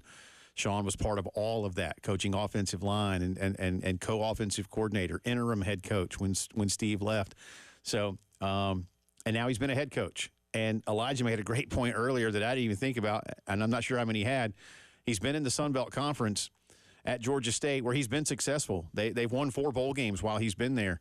But to your point, man, scouting the league by scouting opponents, and in today's era, the knowledge, what'd you call it, the mental Rolodex? Yeah, his mental Rolodex of scouting reports of who can and cannot play in that league that you can maybe bring to you in the offseason, I think could be really invaluable. Yeah, so don't anybody take this the wrong way, because Justin's a great dude. And, again, they didn't want Justin to leave the staff. That needs to be made abundantly clear. Shane and Dowell didn't want Justin to leave. But once he decided to, the replacement is an upgrade. in terms of the resume that Sean brings in. That's not a diss on Justin. It's a fact on what Sean is bringing back to Gamecock football. So timing is everything, and this worked out. And again, I can't wait to hear the story of who called whom first. You know, I don't know. That could be a fun one. I'm anxious to hear. And again, I don't think we will hear these things again until tomorrow's board meeting makes this officially official. Right? Oh, yeah. But we have reached out to Coach Elliott, who has been on this program many, many times, and we'll look to have him on again as quickly as we possibly can, I assure you. And if you missed it at the end of the last hour, for those of you just maybe getting in the car after work, Eli Jones, Dylan Eskew, Roman Kimball will be South Carolina baseball's starting rotation to open the season. Don't know if that's what, I guess Mark and Matt would like that to be the rotation all the time, since that's the first one they settled on. We shall see how those guys perform. Eli and Dylan don't have tons of experience. They've been around the program. Roman has not pitched in more than a year after Tommy John surgery when he was at Notre Dame. So they're relatively new to what they're doing, certainly here in Columbia. But Eli Jones tomorrow afternoon, Dylan Eskew Saturday afternoon, Roman Kimball Sunday afternoon are your starting rotation for South Carolina. Let me get serious here for just a second as we continue the headlines brought to you by Integrated Media. Running back Trey Holly of LSU facing very serious charges, second-degree attempted murder. He turned himself in to the Union Parish Sheriff's Office today.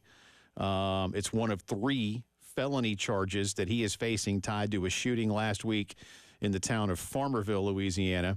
The sheriff, Dusty Gates, said in an interview that Holly turned himself in, is being held on more than a $500,000 bond, $512,000. His is one of 3 arrests tied to a shooting last week in which 2 people were shot. Sheriff Gates tells Pete Thamel of ESPN that both of the shooting victims are expected to live. Trey Holly is also facing charges of aggravated criminal damage to property and the illegal use of a weapon. Both of those 2 are felonies. He has been suspended indefinitely from all LSU football team activities. The school giving the standard, they are aware of what has happened, and we'll wait to see what happens next. He was a freshman who played sparingly last season for Brian Kelly's team, but those are obviously very, very serious charges. And lastly for you, this is interesting to me as a headline. Michigan is going to hire an executive general manager to centralize NIL efforts. Altia Sports Partners up in the upstate is going to help them with this. It will be someone who works within the athletics department and reports to Ward Manuel. Ward, the AD, saying this person will have a dotted line directly to me. The expectation is they will be out in the marketplace, on campus, in front of our student athletes and coaches, talking about NIL strategy and what we're trying to do and being proactive and in front of them. I feel like a lot of people wanted to do this, and then sort of rules got in the way, right? And now you're getting back to it. So this was something Carolina wanted to do a couple of years ago, I feel like. And again, Carolina's far from alone. Because Carolina's partnered with the groups that are part of this whole thing. I mean, this is a position created by Michigan's partnership with Altia Sports and Learfield. And Altia Sports has contracts or partnerships with, I think I counted 9 if we're counting Texas and Oklahoma, SEC schools. We are. So, yeah, we should. So this is a company that already does a ton of work in terms of facilitating NIL deals and making sure everybody's educated and that things happen in a organized process, because obviously the stupid rule of not letting the schools control that is one thing. I think if this is successful, which it will be, in terms of proving organization, this is only going to fast track what we believe is going to be accepted from Charlie Baker's proposal of letting schools be able to handle NIL as like a fundraising arm of the university. Well, and again, there's a law right now across the street at the State House that would allow in-state schools to do just that and bypass some of the NCAA stuff. But again, the NCAA just needs to drop the rule. Just drop it. Don't even make a new rule. Just take it off the books, man. I think there's a law in South Carolina that like says you have to take your gun to church or something weird like that. Like they just don't enforce it anymore. But it's just like this. Just take it out. It's not that hard. Just take it out. It just, let's not worry about it. Thanks as always to Integrated Media. Y'all call them up. Outdoor systems this time of year. Get one installed outside. Enjoy all the weather and the ball games and everything else you like. Jack Beltry talking Carolina hoops and baseball right after this.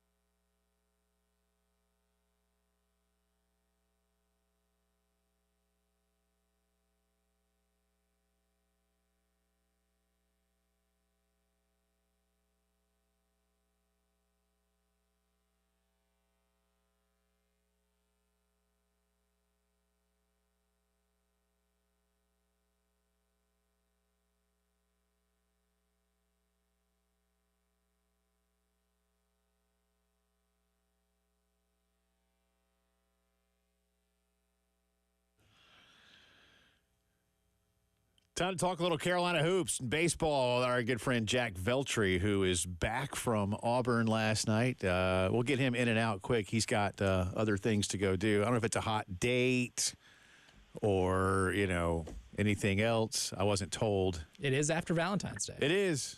Maybe a follow-up opportunity. So I'll get right into it. Jack, always good to have you on, buddy.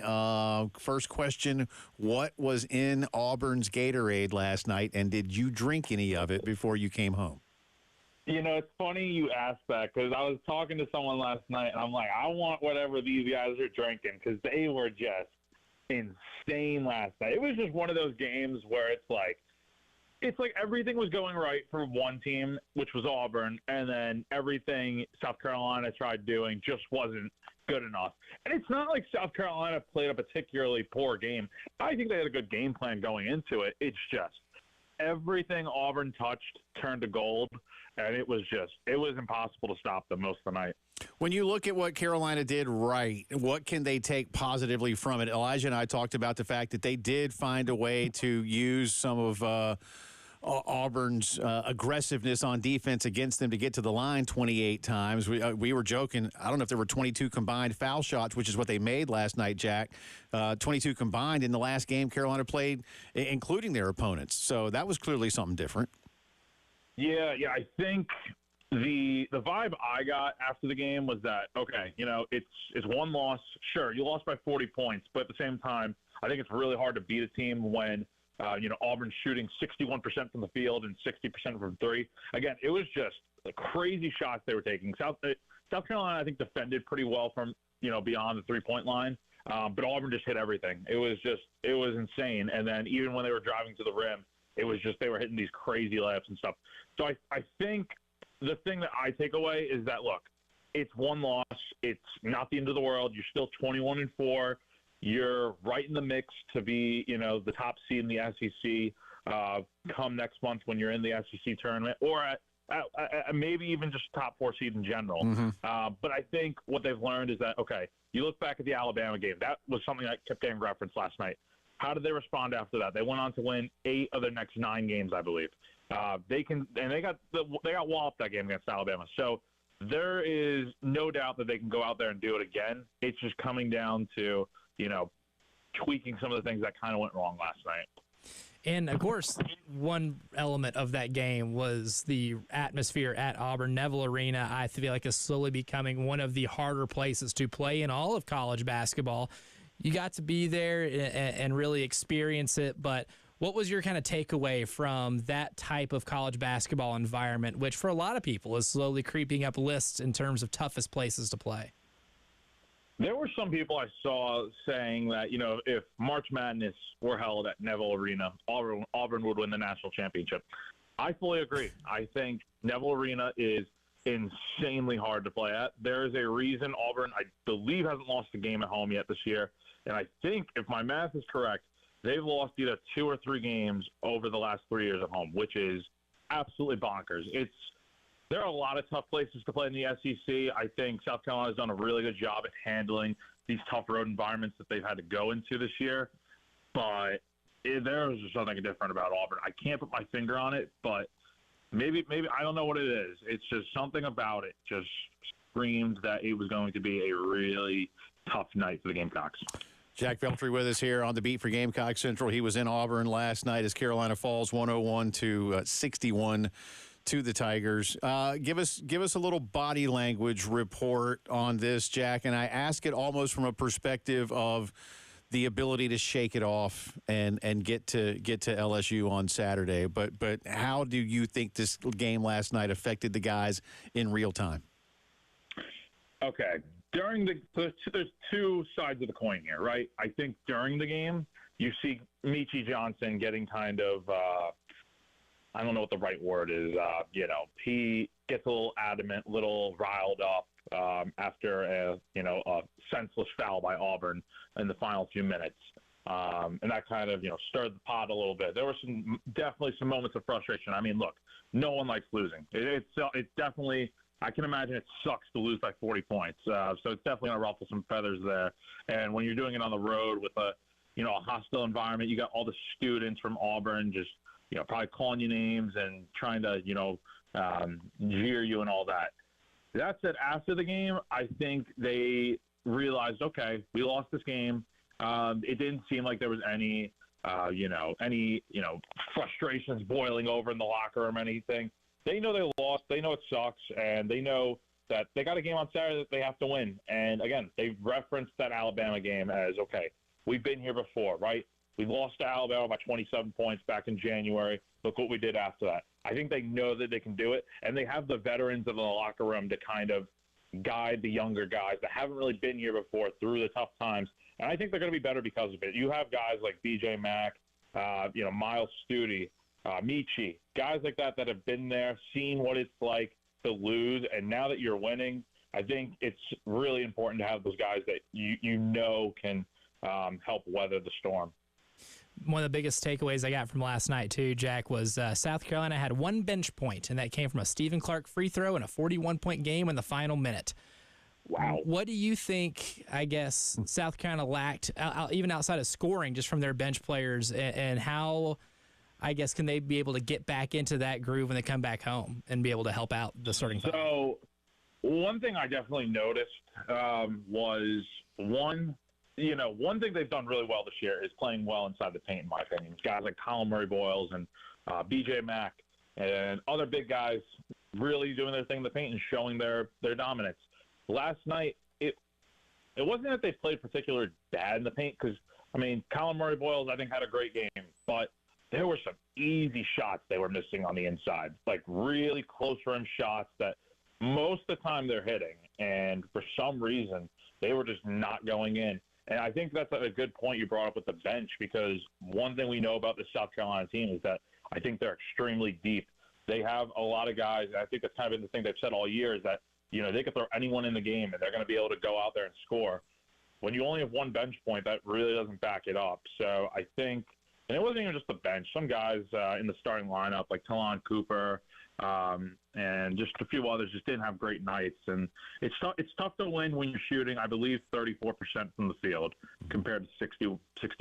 So it's just one of those nights. You got to move on. Yeah, that's extraordinary. Again, I think you nailed it, man.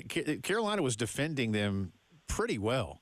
Everything was going in. I told Elijah, I just couldn't believe it. I was like, man, they're not. And then when I saw the numbers, Jack, I was like, my God. Nobody does that. Nobody does that, But No. Auburn did last night, so there it was. I know you got prior commitments, so we're going to let you get to it. Do appreciate the time. Glad you made it safely back home. We'll talk to you again here real soon, man. Appreciate it. Yeah, guys, thank you so much for having me on. Have a great rest of your day. You bet. That is Jack Veltri on the beat for Gamecock Central. Jack Veltri's way to follow him on Twitter, too. That's easy enough. Yeah, that is easy. We'll come back with a drive around the SEC again to catch you up on that Gamecock football news, a little bit more on this game, a couple more cuts from Lamont Paris, the rest of the men's basketball action. Get you ready for the women's game tonight, too. It's the post-game show.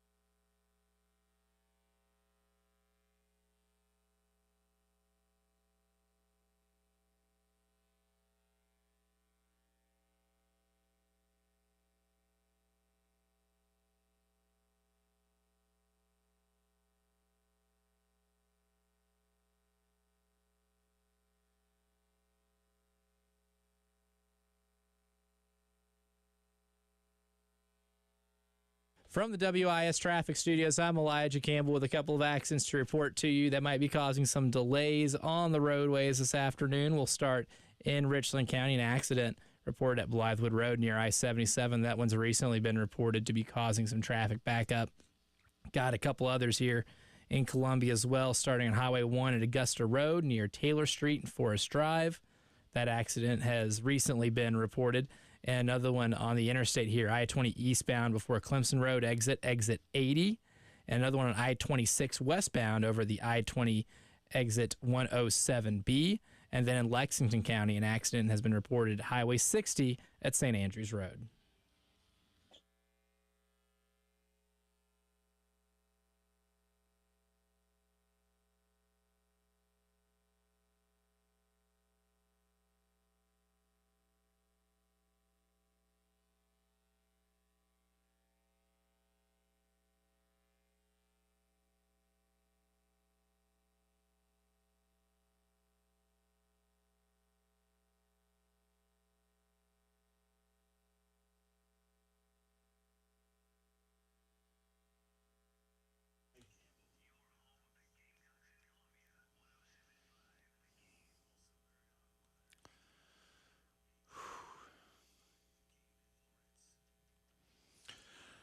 And it is Drive Around the SEC time. Welcome back in. We'll update you once again if you maybe just getting in the car out of work today on this Thursday, February 15th. Sean Elliott is back with Carolina football. Big news that was announced this morning. Sean has resigned his position as head coach at Georgia State to return to the Gamecock staff. He will be tight ends coach, run game coordinator, has released a statement, thanking Georgia State for everything that they did for him in his head coaching career, but saying that this was a personal move. His family, many of you know this, but if you don't, Sean's family has remained grounded here in Columbia.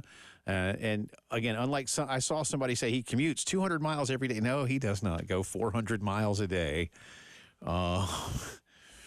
It was an outside the market person, and I was like, that's just not accurate. Don't put that out there. But he did come home a lot. He did. It's not that far. But anyway, the family's remained here, and he said he promised his daughter that he was going to be here for her senior year no matter what.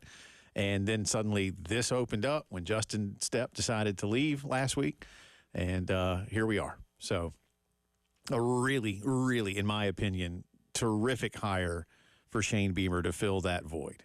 Wasn't the way they drew it up. No, not planned. I keep reminding people they didn't, Shane and Dowell Loggins didn't want Justin Stepp to leave. They did move him to a new position where they hoped that his teaching prowess would translate to a new position. That's not what Justin wanted, which is perfectly fine. But I remind you, they fired Montario Hardesty. They did not fire Justin Stepp last week. Justin Stepp and his agent worked it and got Justin a good job in the Big Ten at Illinois. Justin left. Let me say again, Justin left on his own. Sean Elliott is now here on his own, and it's a good, terrific, in my opinion, actually, replacement. Head coaching experience, tons of Carolina experience. Loves the school. Like Justin Stepp, he's from here. I will say again, if you missed it earlier, Justin grew up about 30 minutes west of campus, and Sean grew up about 30 minutes east of campus. So almost the same, just different. Close. Yeah. They're both very close. Yeah. Semi-locals. Yeah. So you could say it's a great get for Shane Beamer, and the board is expected to approve Sean's contract and terms tomorrow. We have reached out to Coach Elliott, and we'll hope to get him on as quickly as possible. May not be until next week sometime, but I think it's terrific. This is, with all due respect to Justin, in terms of what you did to replace him, this is an upgrade in terms of the resume and the experience. That's not a knock on Justin. It's not.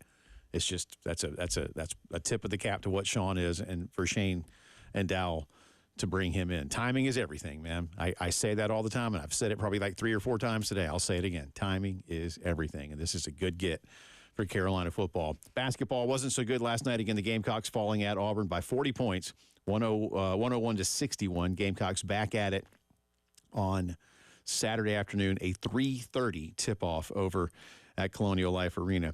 Last night, let's see the rest of the action for you. Wasn't a whole lot going on last night. Just one other game. Tennessee easily defeating Arkansas in Fayetteville, 92-63. I want to look at the standings for a second in men's basketball because we're getting to that point now. And one of the things that I know Elijah and I and many others have been talking about is South Carolina setting what is a very attainable goal of starting their SEC tournament on Friday. The season does not end today, but if it did, South Carolina would be one of those 4 teams. They are technically today in 3rd place. Alabama and Auburn are ahead of them.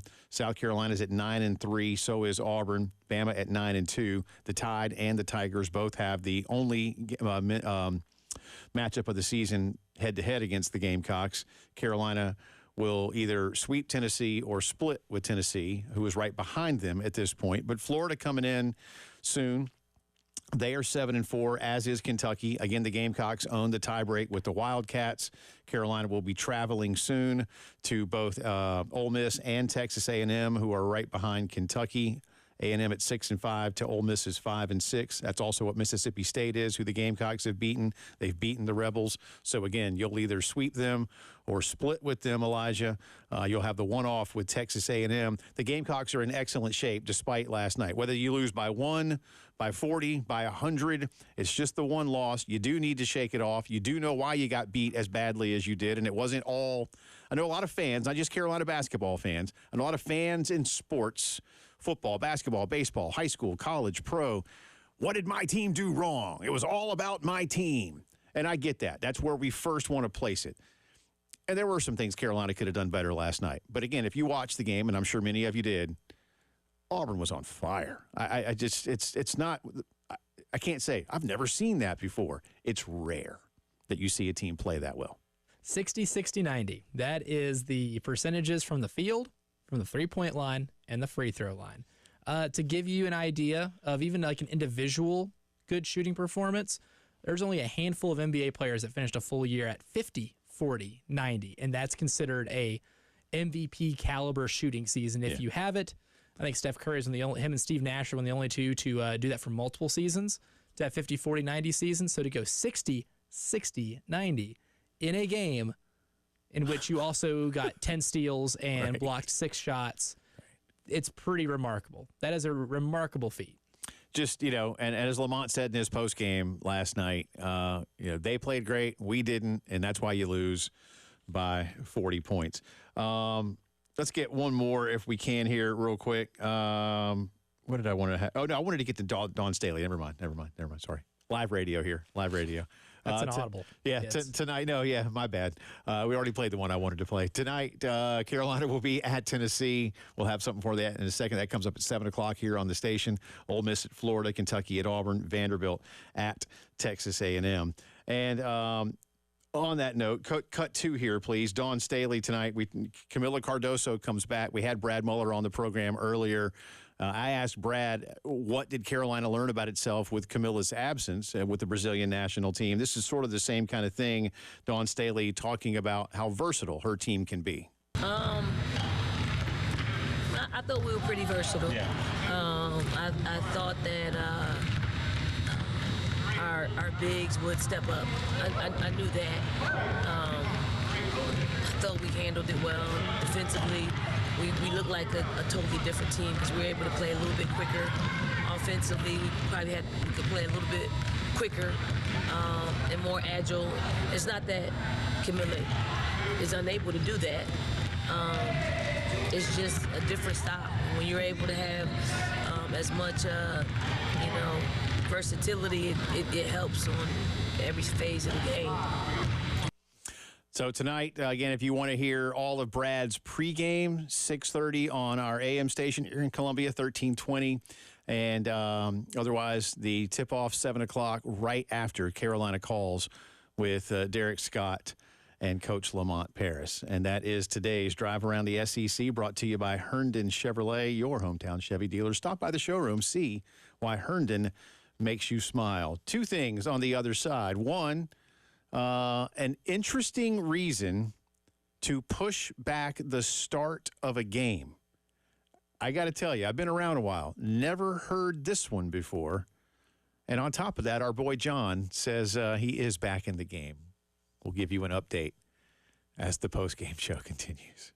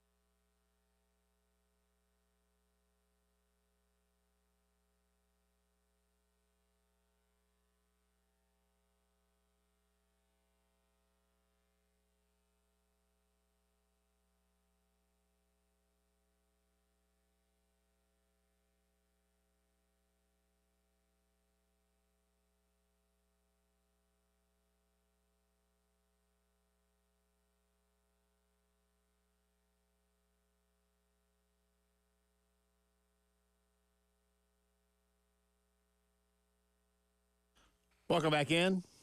Final few minutes of the post-game show here on this Thursday. Do want to remind you, we will not technically have a program tomorrow, an extended halftime show. Elijah and I will be part of that for a bit. Village Idiot at Olympia Mills down right around the corner from the ballpark. ahead of the game. Looking forward to that. David Cloninger going to hang with us for a bit. Coach Ray Tanner will be joining the program. We'll have other stuff too, football, basketball. Sean Elliott expected to be officially approved as a new assistant coach tomorrow. So DC, I'm sure, will be following that. David has now had time to get over the fact that his 49ers lost. Will he ever get over that, though? Will blowing another 10-point lead in the Super Bowl to Patrick Mahomes? Well, if you ask it like that, yeah. If I were you, I would ask him that question in that manner. No, I would ask it like via text from across the room. Say, hey, man, good to see you here. Just wanted to make sure you're okay Just after start your typing. favorite team just blew another 10-point lead in a Super Bowl against Patrick Mahomes and the Chiefs in a very winnable game, and maybe taking the ball first and new overtime rules. And are you over that yet? I look forward to his answer. Tell you that much. He might throw the phone at me. I think that is probably how that would end up. I don't know if it's a company phone or not, but we'll find out. Speaking of baseball, I do want to remind you that you can log on to 1075thegame.com, look for the Palmetto Citizens Federal Credit Union Grand Slam giveaway banner, or as Terry Ford calls it, somewhere up on the flippy thingy at the top of the screen. Click it, enter your information, and starting tomorrow, you could be one of the people that wins money if there's a Grand Slam hit. You see, every game that Carolina baseball plays, Palmetto Citizens is going to deposit $25 into the till. And, it could start adding up. Maybe they hit a bunch of Grand Slams. I don't know. I mean, fans would love that, too. We could have a Lawyer Lisa situation where it doesn't happen until the very end. Don't know.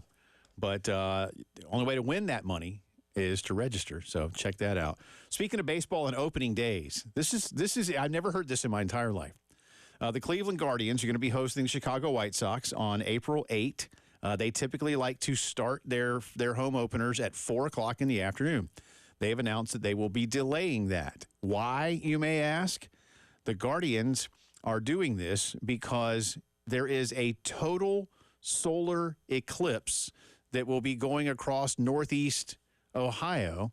It has not happened in their area since 1806. And will not happen again, wait for it, until 2444. Can't wait.